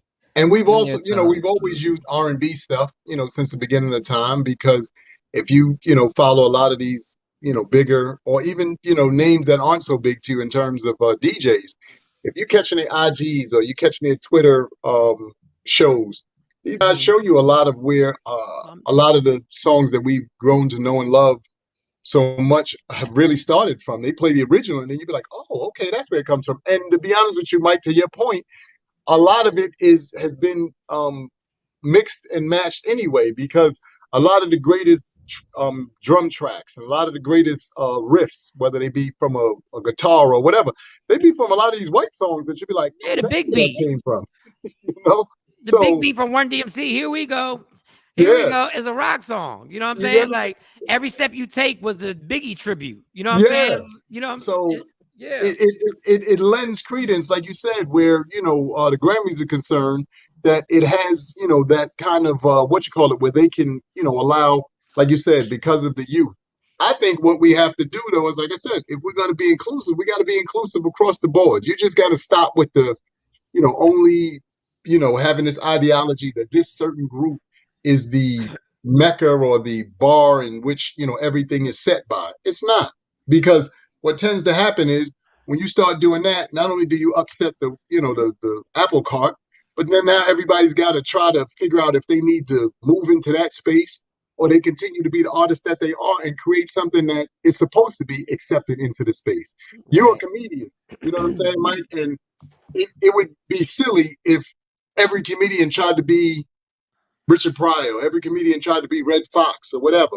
The whole purpose of y'all being able to do comedy is that each and every one of y'all bring something new and something different to the table so that we can appreciate it. You know what I mean? Like, it's crazy to me. I was shocked the crowd was rocking with Nas the way they were rocking with him. Like, and I'm not shocked because I know the songs are dope. But I come from a generation where rappers would perform at the Grammys and nobody would even know the damn song of the people in the audience. He would change to another song and the crowd would be like, oh, and I was like, oh, wow, that I was so proud of him. And then, but this is the other thing I want to talk about the Grammys. Because the BET Awards don't do this, and it bugs me out. The Grammys will pick an actual dope-ass hip-hop song that commercial-wise wasn't Megan Thee Stallion. Mm-hmm. So Kendrick wins for best rap song, Family Ties, with his cousin Keem, I think it is, if I'm saying his name wrong, which is a dope-ass song, Family Ties, where they're just spitting crazy. In a million years, I wouldn't have thought they was going to win the Grammy. Just like last year when Nas wins the Grammys for King Disease, how is it that the Grammys are actually picking hip-hop songs to win the Grammys? Oh, it's the panel. They've added amazing. more. Yeah, they've added more black people to the Grammys panel. Before it was just a bunch of old white men. Because the BET Awards is going to give Megan Thee Stallion every award. Yes. Yeah. The panel. It's the Grammys. It's their panel. That was bizarre to me. I was like, wow, Kendrick. And Kendrick wasn't even there. He let his cousin take the whole thing. His cousin went up there and accepted it. I was like, wow. But even that, but again, this is what I mean. You got to allow people to have these moments, because in having these moments, it validates the hard work. It validates the determination. And then it gives people who may or may not, to your point, even think that they stand a shot. Wow. You know, like you said, you picked something that wouldn't have been commercial or mainstream. It was something that was deeper into the album. And it forces you to have to do that as well. We used to listen to whole albums. Now we got 2 or 3 joints that we like, and that's all we talk about. We don't talk about any of the rest of the album. We don't delve deeper into the, music and all of that stuff. And that's all a part of it. So I like I said, I'm glad to hear that the Grammys really was official tissue yesterday, but we needed it. We really needed it, especially after this Oscars debacle, Yeah, I had no idea that Kanye, by winning his award last night, even though that was the one thing, I wish Kanye would have been there, but I guess they really didn't want no smoke. But I really wish he would have been there. But Kanye is now won 24 Grammys. He is tied with Jay-Z. They are the leaders of rappers who have won 20. I did not know these dudes won 24 Grammys. Where was I during these ceremonies? Like where? No, they weren't televising them, Mike. When they were winning these Grammys, if you remember, for a very long time, they never televised the rap segment of people winning. We just got the press release the next day. Or they give them theirs off camera some kind of weird way and be like, oh, Shawnee won for best whatever, and they give them to them off camera. So a lot of it, and part of the reason why for so long a lot of rappers didn't want to be involved was because of that. And here's the thing. It's funny. I don't know if y'all do this. I'm sure you do, because you both have been in media for a very long time. I do a lot of looking at stuff on YouTube. And if you go up on YouTube, like I saw recently a press conference with Jay-Z and R. Kelly when they were coming out with the Best of Both Worlds tour. Mm-hmm. The 2 of these guys were absolutely despicable in this press conference. They were much younger, obviously. So, they didn't have their words together, and it wasn't a polished situation. You fast forward to where we are now, and obviously with life and, having had the opportunity to learn, and, these guys can, sit down with the best of them and have a whatchamacallit. So there's that part of it as well, where these situations are concerned, because what happens is the people and the powers that be, as much as they make money off of and or utilize their presence to build their audiences, you don't supposedly want to see these same people on there speaking in the ways that they speak. You can't have it both ways. If you're gonna, like I say, let these people win awards, if you're gonna let them make your ratings go up, then you gotta, take into account that there might be the opportunity for these people to get on here and not be the most well-spoken. And that doesn't make them bad people. That just means that's where they are at that point in their life. And you got to realize, even Doja Cat, when she won, it was a hilarious speech, because she had went to the bathroom, so she was late getting on the thing, so she was all flustered. But I keep, and it was hilarious, and she shouted out SZA, who was next to her. She did a great job acknowledging everything SZA did. But we got to remember, when we see these These are kids who are in their 20s. Like the evolution of Jay-Z from 1995 in an interview to him in an interview now is watching him go from rapper who was a successful drug dealer who turned it into empire to now where he's on the level of he's like our version of Steve Jobs when he created Tidal and got artists money and stuff like that. Like Jay-Z has the funniest story that he did like 4 or 5 years ago. They interviewed him and Jay-Z said, I was in a car, me and my boy were in a car. We were in a truck with Biggie and we were going to a club. And when we got to a club, there was a dude outside the club. There was a crew of dudes out there. And Biggie's like, yo, I'm not going in. He said, I'm not even in the mood to deal with this. So Jay said, Jay was like, man, let us out the fucking car. We thought Biggie was scared. And Jay said, me and Biggs get out the car and I'm talking shit about Biggie. I'm going like, yo, you believe that motherfucker scared? We're like, so we went in there to prove that we weren't scared. We walked in there. So Jay goes like 15 years later, it hit me. Like Biggie did the right thing. Because now that's what I do. I'm looking and I'm going like, I'm not in the mood for this. Like, what do I have to gain by proving to this dude? But it's just the evolution of human beings. Yes. There's a 20-year-old human being who says you're supposed to go in this club to prove that you're not scared. Then there's a 40-year-old human being who says, why would I go into a club and walk into the drama when I can just keep driving and go someplace else and be calm. and keep it moving? Or you can create your own energy by finding a place, like you said, that doesn't have a whole bunch of people, and you slide in calmly and quietly and just create your own, aura and and everything. And again, to your exact point, that's what I mean, the evolution of everything. This is why I said, if they're not going to do inclusion in the way that it is really supposed to be done, which is to, okay, we got everybody, we're going to make sure, that this represents what it's supposed to represent. You mentioned the whole thing about Nas. The one thing that I find very funny, and I know this because of something that I did not too long ago, rap music, by most standards, is listened to by every other group other than us way more than we do, whether we know that or not.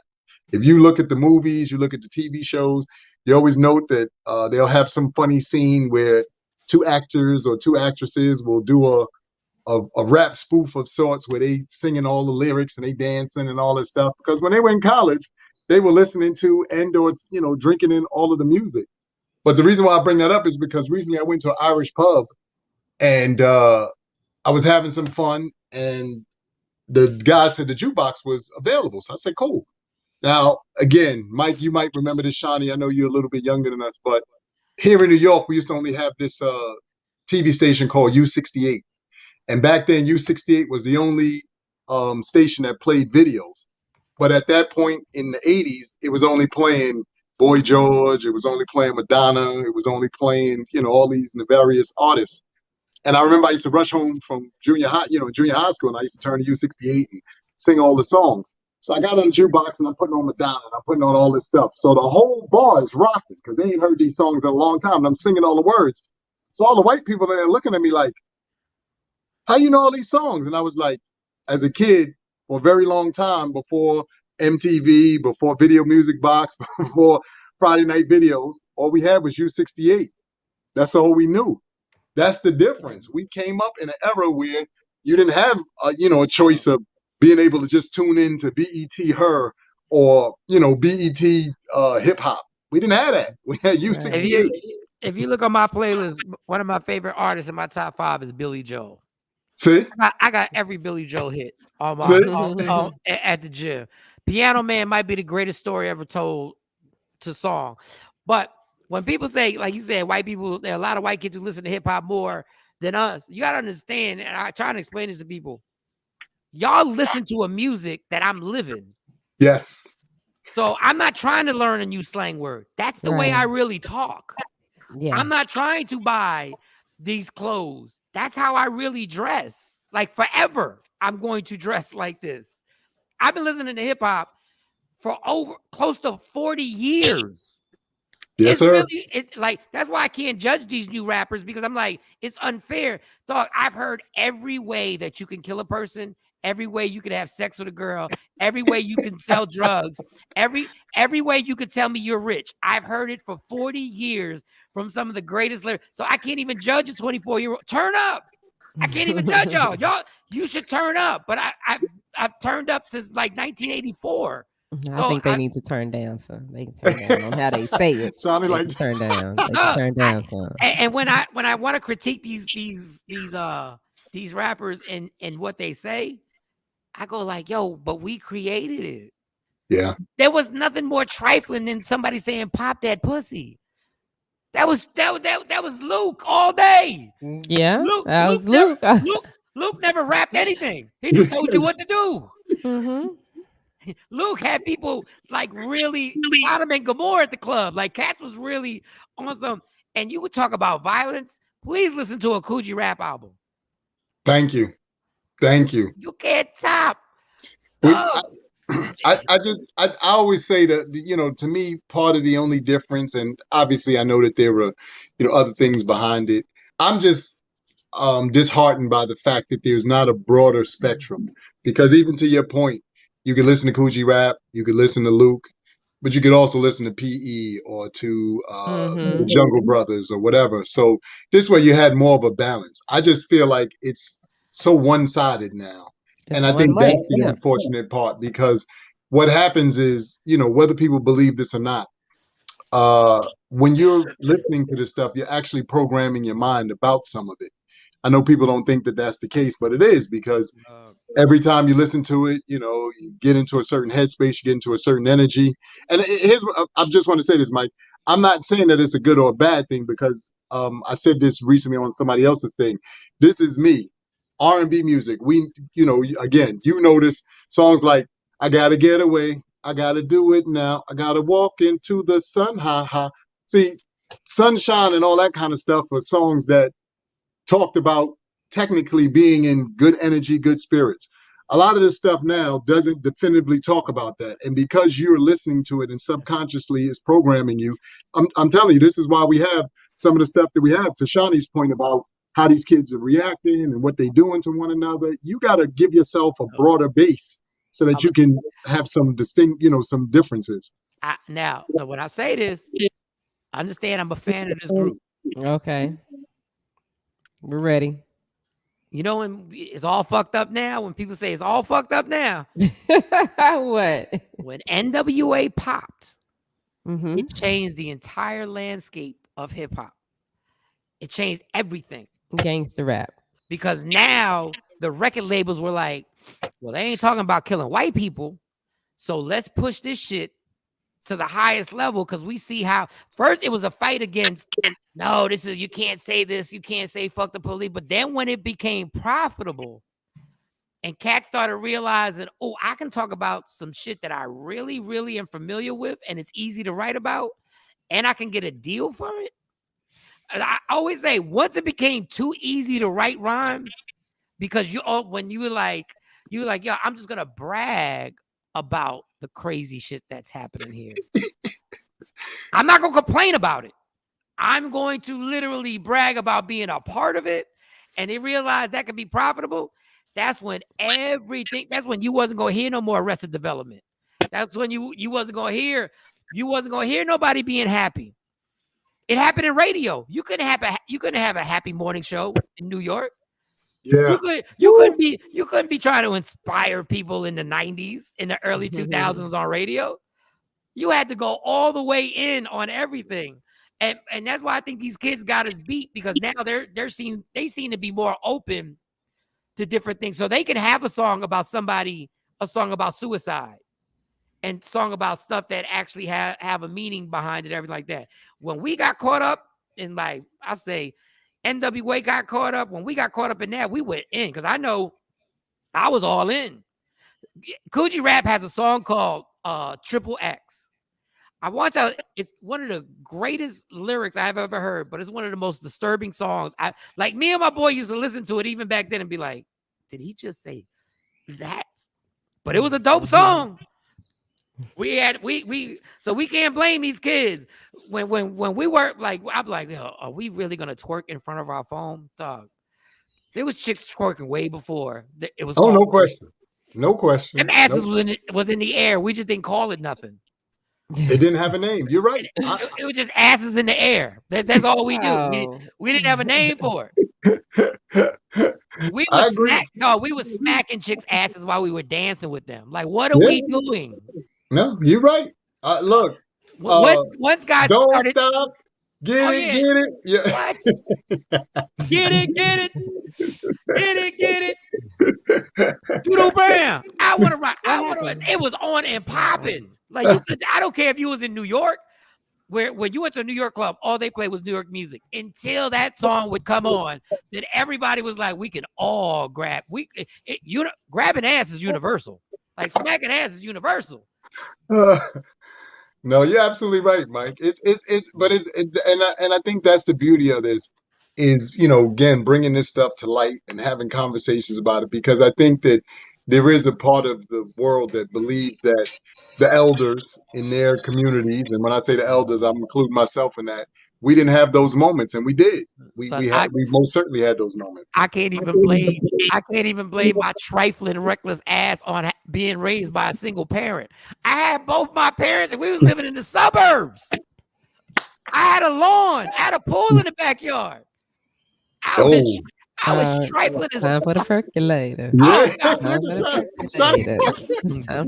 Wait a minute, that's my time. Yeah, Claudia. Yeah. Yeah. Oh, what? The percolator popped on?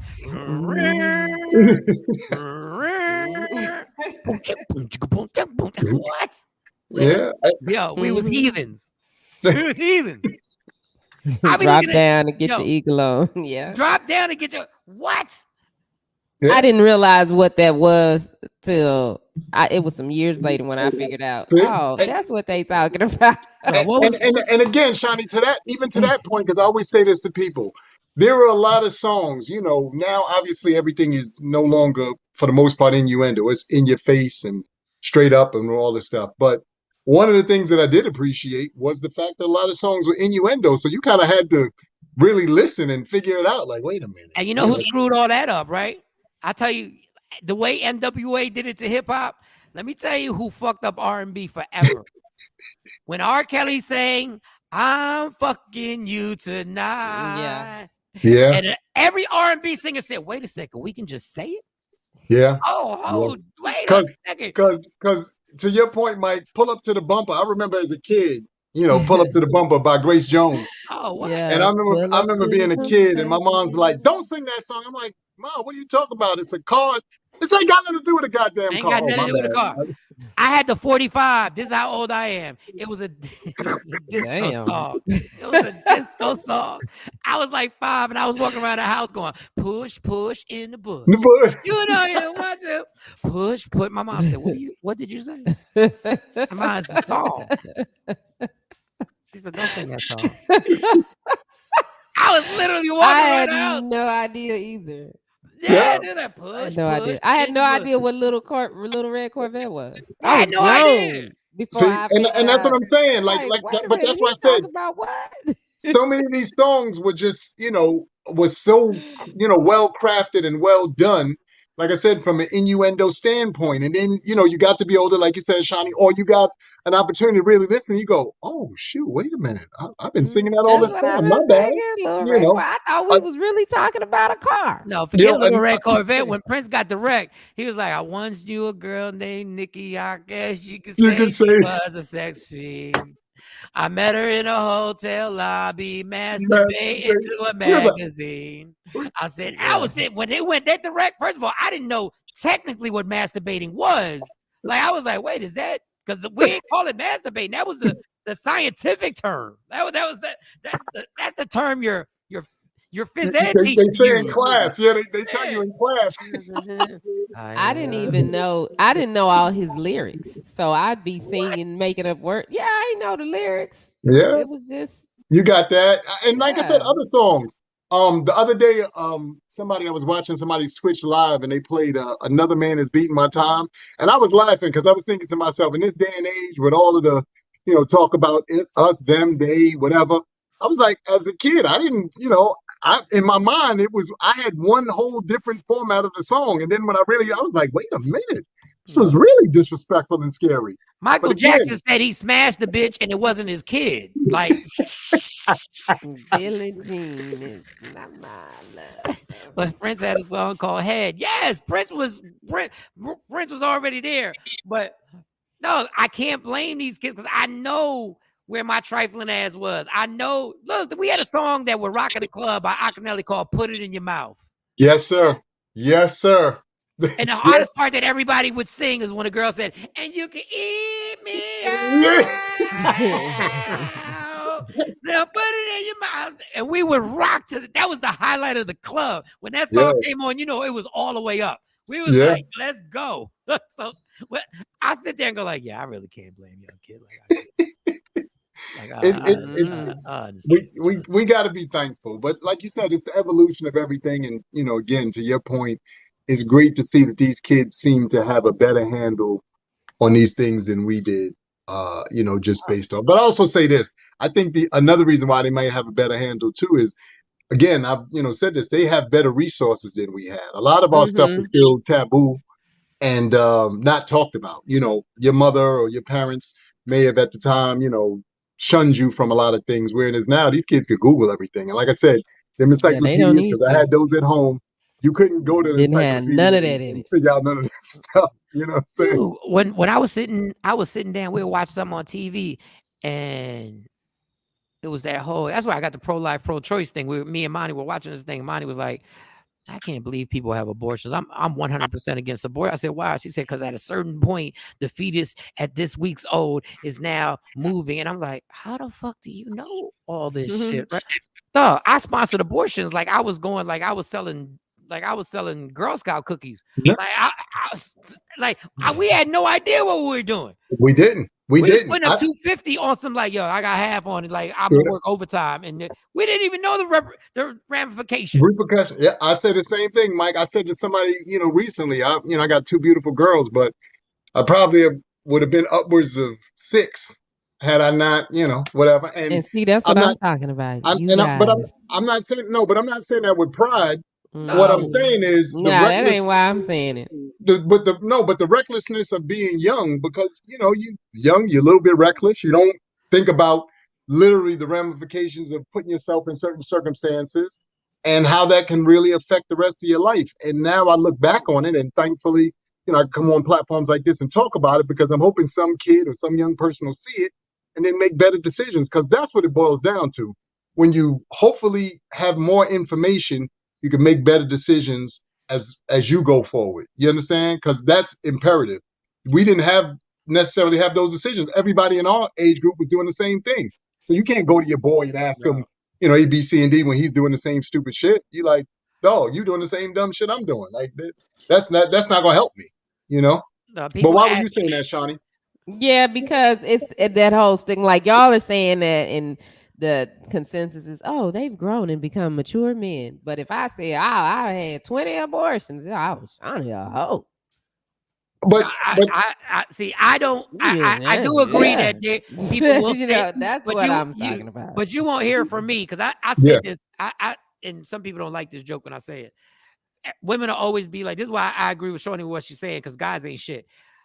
Every woman would be like, if you want to see a man at his worst, watch him lie about cheating on you, right? That a lot of women be like, that's when you see the trifling. They'll lie about, no, you want to see a man at his worst? You want to see a man really at his absolute worst? Watch a man trying to convince a girl to have an abortion. That's when we are at our absolute most disgusting, devilish worst. We were I honestly, people ask me, oh, Mike, you got 3 daughters. Do you ever wish you would have had a boy? I probably did. But he ain't make it. And that's the truth, Mike. That's the absolute truth. And to your point, Shawnee, again, I'm with Mike. Here's the funny thing. I'm not on the bandwagon of putting onus on anybody, because the one thing that I've come to realize my 53 years on this planet is we all got stories. Like you could be mad about whoever's story if you want to, but we all got stories, and some of them are great and this and that and the third, but a lot of them have some real twists and turns that you'd be like, oh my goodness, wow. I'm thankfully you still standing, if we're gonna be honest. You know what I Real mean? talk. Real talk. And I always, I don't want to get into the whole against abortion. You do what you do. Like, you make your decision. I'm not going to sit up here and regulate what you do. You do make your decision. But I'm going to tell you what, the majority of situations that I got involved with was out of convenience. We didn't have the kid. It wasn't because the kid wasn't going to be taken care of. It wasn't because the finances was fucked up. It was because my selfish and sometimes on the other person's selfish, we just didn't want to be inconvenienced. And nobody wants to talk about it. Like, listen, the right to choose, you should have the right to choose, whatever. But I understand people who are against abortion. Like, I get it. Yeah. I get it. I understand it, but there's a lot. If we had to do a percentage of abortions that happen out of convenience, or stuff like the famous sentence, we ain't ready to have no kid. Well, you was ready to bust up in her, right? Mm-hmm. And that is a big, Mike. You are ain't never told a lie when you say that. Yeah, deal. You know what I mean? And again, but like I said, there's also the whole portion of that where at that stage, at those stages of your life, you really weren't necessarily in your right headspace or whatever. No. Sex in the earlier stages of your life isn't necessarily about some of the things it becomes as you get older and you get a better understanding of it. When you young, there's a lot of just doing interesting things because they're interesting things, to be honest with you. But as you get older and you start to really, like you said, understand the ramifications of it, you're like, whoa. Let me slow this down. Anybody who grew up in the 80s as a boy, you basically were unleashed. Go get them. I ain't never had one person, I said this, I'm going to repeat it again. I never had one person teach me the responsibility of sex. See? I never had somebody sit me down and say, listen, this thing feels incredibly good. Like when you talk about sex with your kids, you can't leave out that it feels good. You know what I'm saying? Because then it's like somebody eating cheesecake for the first time. Like, God damn. Like, this is amazing. I need another piece of cheesecake. Oh, shit. Dog, the first time a boy, not a wet dream, the first time a boy literally has an orgasm with another person, with a girl, I'm just speaking from a heterosexual space. That's all I can speak on. The first time that orgasm happens, you are changed forever. You most certainly are. You're never the same again. And don't let it be a situation where, to your point, Mike, it really was super enjoyable, because sometimes or most times it's actually by accident that everything goes down. And it's uncomfortable for all parties involved, especially that very first time, because you don't know what the hell you're doing in both cases. But as time goes on, like I said, there becomes this familiarity in a sense or whatever. And you just got to, kind of figure out, like, wait, how do I really handle this? And then, obviously there's all these other things that come into play as time goes on, like I said, that you start to understand, in and including, and this is, where things go left for a lot of people. Sex itself as an act, like you said, is super enjoyable, this, that, the third. But you technically are intertwining with somebody else's energy, literally. You don't think that you are, but you are, which is why sometimes when you do it, you have people who, you can feel or sense when they're going through stuff. You're like, how do I know Shawnee's going through something? Because you don't exchange energies. And so she can tell when you're doing stupid shit, you can tell when she's doing stupid shit. It just is what it is. But people act like, oh, no. I'm like, look at it for what it is. We got to be honest with ourselves about a lot of things. And I know that's not the easiest thing for us to do, This is why the pedophiles that aren't addressed. When we look at pedophiles, we think of dirty old dudes or men. And they're disgusting people. They deserve whatever they are. We never talk about the older ladies who caught a 12-year-old and gave them some head 12? and turned them the fuck out. We never talk about the babysitter. We joke about it. Guys will joke about it.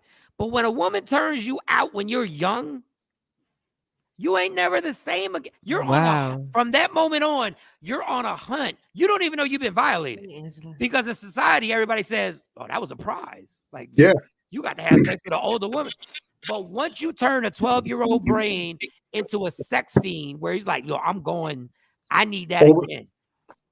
Now you done turn somebody into something that's dangerous because you don't give a damn about people's feelings. Like, I never even thought cheating was a bad thing, y'all. Why did you not think that? I mean, what made you think that? I didn't know any person who didn't. I didn't know any man that was around me, uncles, cousins, older cousins. Dog, I watched older uncles that weren't really my uncles, but they were family members to us. You know what I'm saying? Who literally, I would walk with them to the store and leave their house, right? Go to the store, they would grab a beer and then go to another girl's house. And he would treat her the same way he treated his wife. And I'd be like, huh, that's interesting. But I knew one thing, to keep my mouth shut. See? And So that's and that whole spiral was cycle. How did you know to keep your mouth shut? Did they tell you to keep your mouth shut? Or was you it always just, kept your mouth shut? You don't just say nothing. I kept my mouth shut of stuff that happened in my house. You always kept your mouth shut. And again, or you're told when you go to the other person's house, you didn't see nothing. You didn't see this. Cool. Yeah, that's what I was saying. Yeah, how do you know not to say nothing? Because I know. And I'll even add to that this. Even if you're not young when it happens, if you get to be older, because, you know, as a heterosexual male, at some point you're in your late teens, maybe early 20s, and you meet that woman who's in her 40s, and this is real talk, and she turns you out, you never the same. It's just real. We try our best to be like, oh, you know, it's no big deal, but you just never the same, because you realize that there is a bond and a connection there that you probably don't get from people around the same age as you. I'm not saying that you can't find that. I'm not saying that it doesn't exist, but that's a reality for a lot of guys too that nobody talks about. We kind of gloss over that, and then you always hear them talk about, yo, I remember Sharon. She was, I was like 19, and you know what I mean? And you laugh about it, but it's the truth.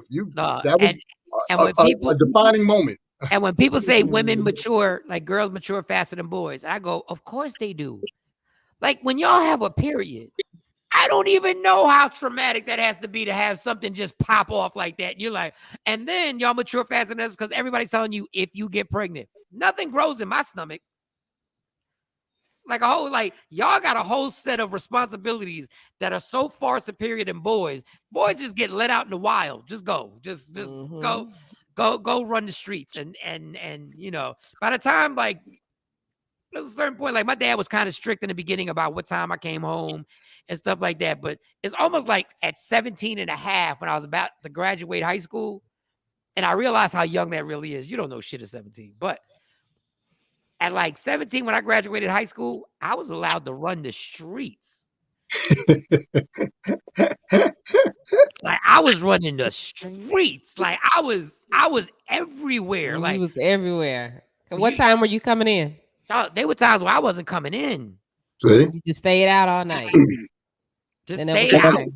Like I lived in Mount Laurel, which is like 2 hours away from New York. I'm somewhere in New York City at 4 o'clock in the morning in a Nissan Sentra at a diner. And I'm like, God knows, yo, God is a special person. God, I want to thank you, God. I want to thank you. God is a special person. I want to thank you, God. Because believe it or not, I literally would go to clubs and not drink. Like I would literally hang out till 4 in the morning and not have any alcohol in my system. Nice. I don't like. I was still on. Like I just like to be out. I was I just want to be out. Mike, you know what's so funny that you say that? Because I say the same thing. That was the same for me. I just wanted to be out. I didn't have any real direction. It wasn't anything that I was looking to do or get into. There was just something about being out, and I enjoyed that. Like my mom, you know, she was big on being in on curfew and, you know, all that kind of stuff. And I was infamous for breaking curfew, and which means I spent a lot of time on punishment. But wow, no, I did because it didn't make sense to me. I'm like, well, what am I sitting in the house doing? Like, what am I sitting in the house? I'm still wide awake. I'm up and just, you know, feeling. Lord knows Howard Johnson's. Exactly. So, you know, but the whole thing is, you know, after a while, though, you start to understand that there are some speed bumps or traps that you can get caught up in if and when you're out there after a certain hour and you don't have direction. So you kind of I never had a curfew. I never had a curfew, but I always came home. Gotcha. My mom never, had to say that. And I was always home. I ain't really like being out. I wanted to be at home anyway. Now these daughters I got, I'm gonna have to have a curfew. I'm gonna have to go with them because they push the limits to everything. I be feeling bad for Shawnee because honestly, the worst behaved person. I got 3 teenagers, and the worst behaved person in this house is me. Like I'm I'm the one getting put on timeout. Like I think Monty's come home late once. She came home. I think it was like 30 minutes. Like she came home late. So I went out there and talked to her boyfriend. Like, yo, dog, we're not gonna make this a regular. And like last night, I was like, she went to a birthday party. They went to the movies. I said, all right, it's Sunday. Be home by 10:30. And I'm looking at I don't want this problem. I said, please, God, let her be here by 10:30. I don't even want to cause smoke. Like 10:25, she comes strutting in. I'm like, she 5 minutes early. I say, yeah, God bless. Like, God bless. Because I know as a teenager, I wasn't shit. But you know what? You and I say this because this was something that I've recently had to, be honest with myself about. Like I said, I got 2 beautiful daughters. Amira's 29, will be 29 this year. My other daughter will be 18. And they both are me. Amira's the fun, outgoing, crazy side, and my other daughter, Alana, is the quiet side of me. So she watches everything. She pays attention to everything. I'm only bringing this up to you, Shawnee, because, I always, in the chat, I always jokingly say you're a thug. Shawnee, your kids are mirror images of you, dear. So if you feel like they're going to be a problem, that's because they are taking in everything that is Shawnee to heart. So you are only going to be fighting against yourself. So I just, just prepare yourself. I need help because I must be fighting against myself bad right now because we having all kind of issues. But that's the thing. Like because I call my mom. I'm like, Mama, when I was this age, did I do this? And she's like, nah, I don't know where your kids get stuff from that they do, and I don't. You gotta remember, and I say this all the time. There are 2 people who had those kids. And now, if we put it on their daddy, their daddy he'll tell you he was something else as a kid. So you get that too. And that's why I said, he was something else. We don't always think about that part of the equation. My mom used to always say this to me, and, obviously as a kid, again, you don't really always think about everything that your parents tell you and what it means. But my mom used to always tell us, be careful who you lay down with, because, the end result of that could be a baby. And, whatever the combination of you two are, obviously, is the makeup of that child.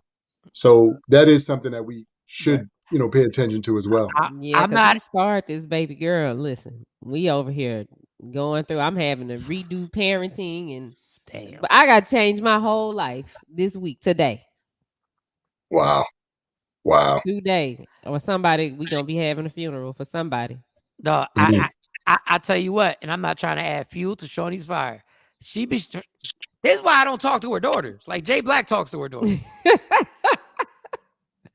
Because I don't know. I'm telling you, this is why I have to take a deep breath when I have conversations with my daughters.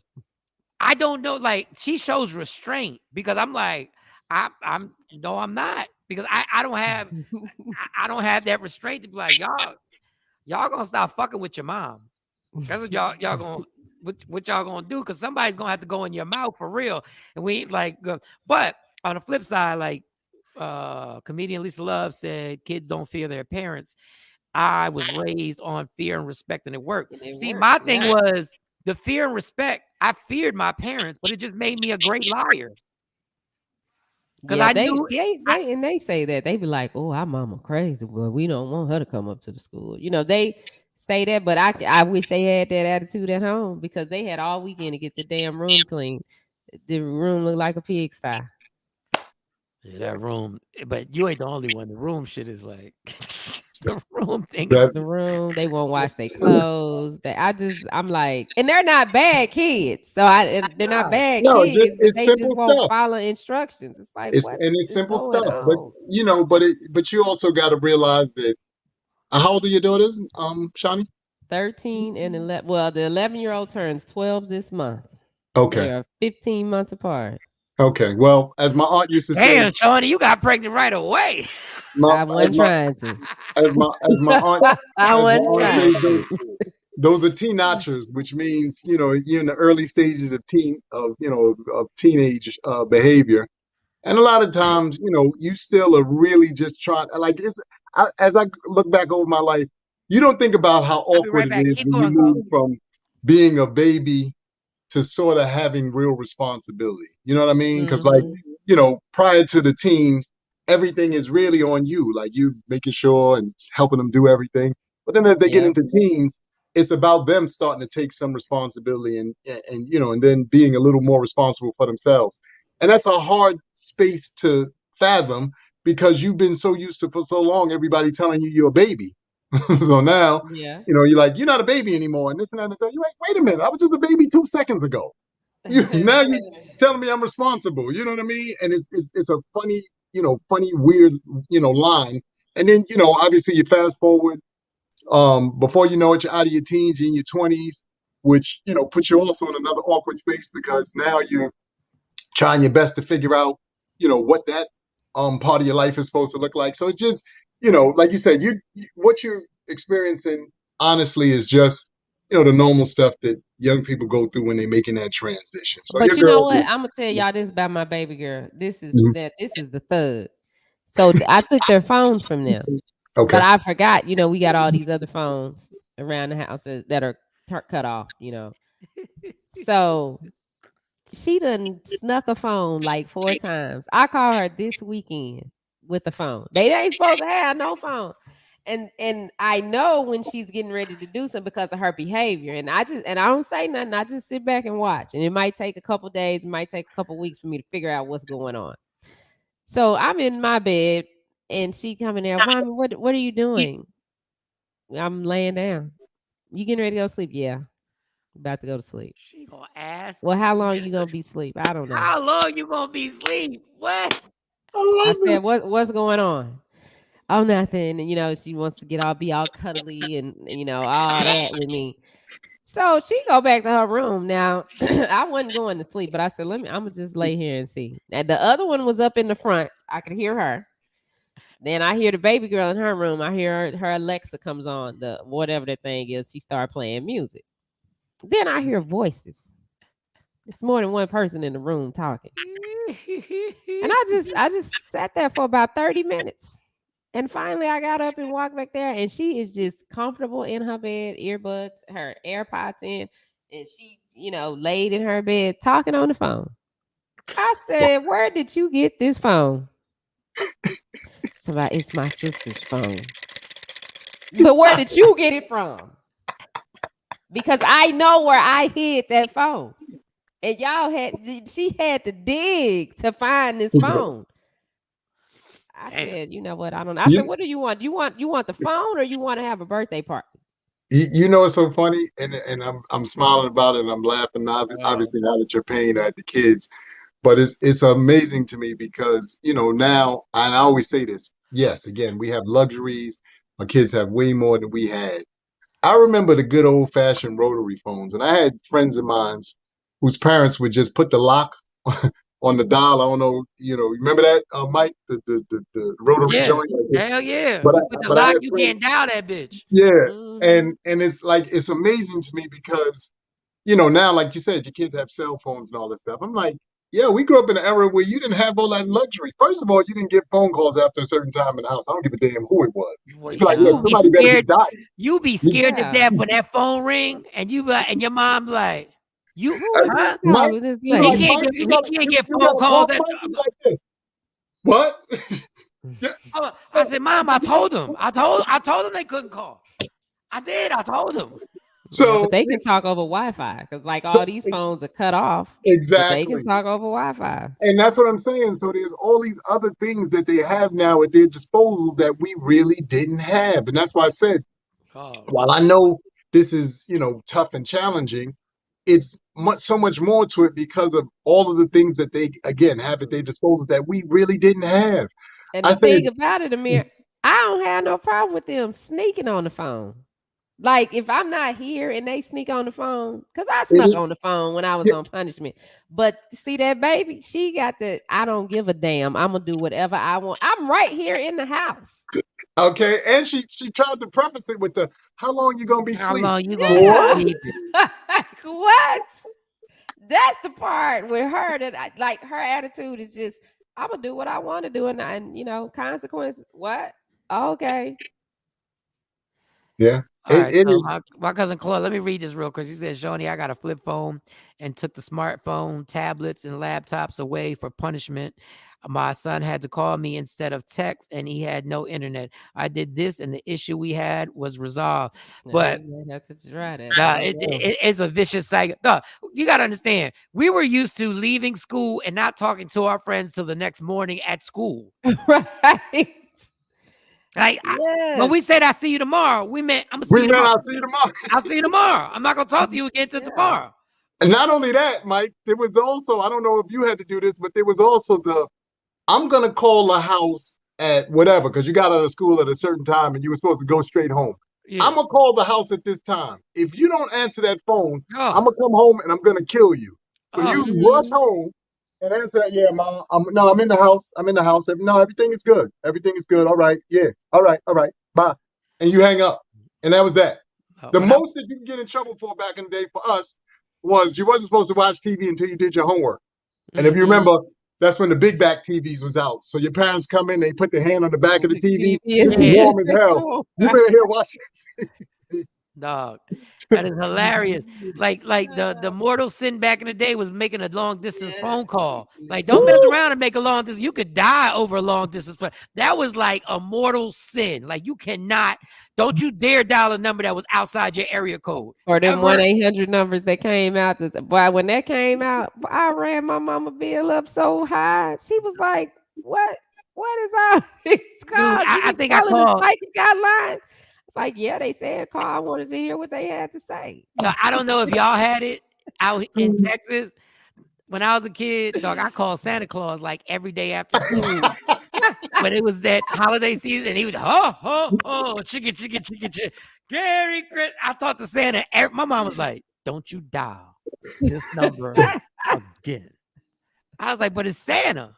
Like, why can't I talk to Santa?" And then this thing that changed when I moved to the suburbs. Even black people changed when I moved to the suburbs.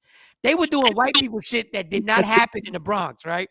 So I move out here and I'm on the phone talking to this girl. Like, I think she was like probably my first girlfriend technically ever, Trina McGee. And while we're talking, it goes, boop, emergency breakthrough from, and somebody did an emergency breakthrough and it was her girlfriend. And I said, oh shit, if I get an emergency breakthrough from somebody, but I didn't want to tell everybody, don't emergency breakthrough my phone. Like, I'm going to get fucked up if y'all, but I didn't want to be that dude, right? Because everybody was so cool with the emergency breakthroughs. Man, the first time my dad was on a business call. Ooh.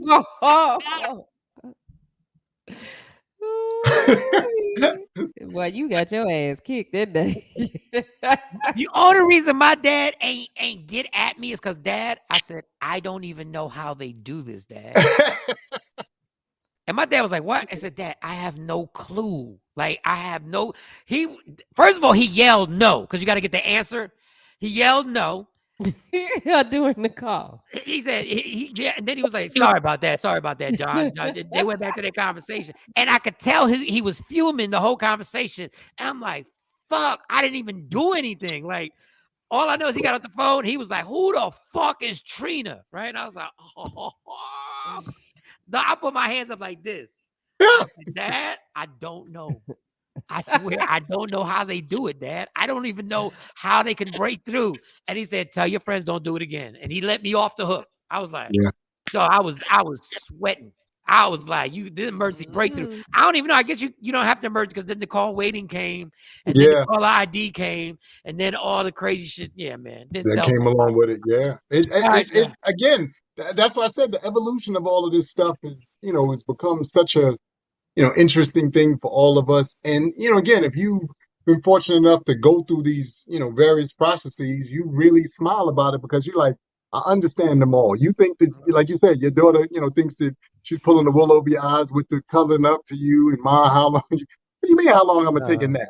Don't make a difference how long I'm gonna take a nap. Don't do nothing crazy while I'm asleep, because if I wake up or if I even think about it in my dreams, I'm waking up and I'm killing everybody. Like I said, my mom, she wasn't infamous, for killing us, but she had her moments about certain things that she just didn't approve of. And I make everybody laugh. We had a ceramic coffee pot because my mom's was into coffee. So she had all these various coffee pots, but we had this really big one that looked like, how they have those glass jars that they put juice in when you go to events. We had a ceramic coffee pot like that. My mom kept all the extension cords in there. Now we lived in a duplex apartment, which means we had an upstairs and a downstairs. And whenever you heard that bad boy clink, you knew somebody was in trouble. So if that bad boy clinked, somebody was getting a beating, and it meant an extension cord. So we were like, was the person that developed this punishment of extension cords? Let's see. That might be to tell you whatever I can grab, whatever is near. That's what they go down with. Whatever broom. Now, Mike, the funny thing about it is I didn't get a lot of beatings with the extension cord, but I got enough of them to know that breaking the rules was not a good idea. Let's put it that way. You know what I mean? When you get one or two of those where you gotta compare whelps and all that stuff, because if anybody's never been beaten with an extension cord, it leaves whelps on you and all this stuff. And it's funny now because obviously, again, we live in a different era where now you show up to school like that, or anybody sees any of this stuff, they can call the BCW or whatever the newest version of this stuff is. But it's amazing how back then that was just officially a part of your disciplining. You know what I mean? Like fucking psychos. Listen, all right, it's been a great show. It's been a great show. We started a little late, but we'll be back on tomorrow morning. Sorry, y'all. Oh, and real quick, you forget being a kid. Motherfucking Shawnee and Jay Black will be going back and forth on text messages at like 10:30 at night. And I'll be laying in the bed, my phone be like boop, boop, boop, boop, boop. Stacey like, who that? It's Shawnee and Jay Black, Stacey. It's Shawnee and Jay. I'm not looking. They're going back and forth. Sending us topics for the show tomorrow. These motherfuckers. They don't give a fuck about relationships. Boop, boop, boop, boop, boop, boop, boop. What? All right, we're done. We're going to see y'all tomorrow. Love me for who I am, not who you want me to be, because I can never be that. And understand there's only one thing in life that's guaranteed. It will end. Enjoy every minute, every second. You fight for everything in your life. Fight for your happiness. Never let anybody steal it from you. Shout out to Sexy Mo. Shout out to Amir Sealy. Shout out to Shawnee Scott. Shout out to Jay Black. He'll be back tomorrow. We'll talk to y'all tomorrow morning, y'all. Yeah, y'all. Michael, Shawn, and the Takeover Legends, where the truth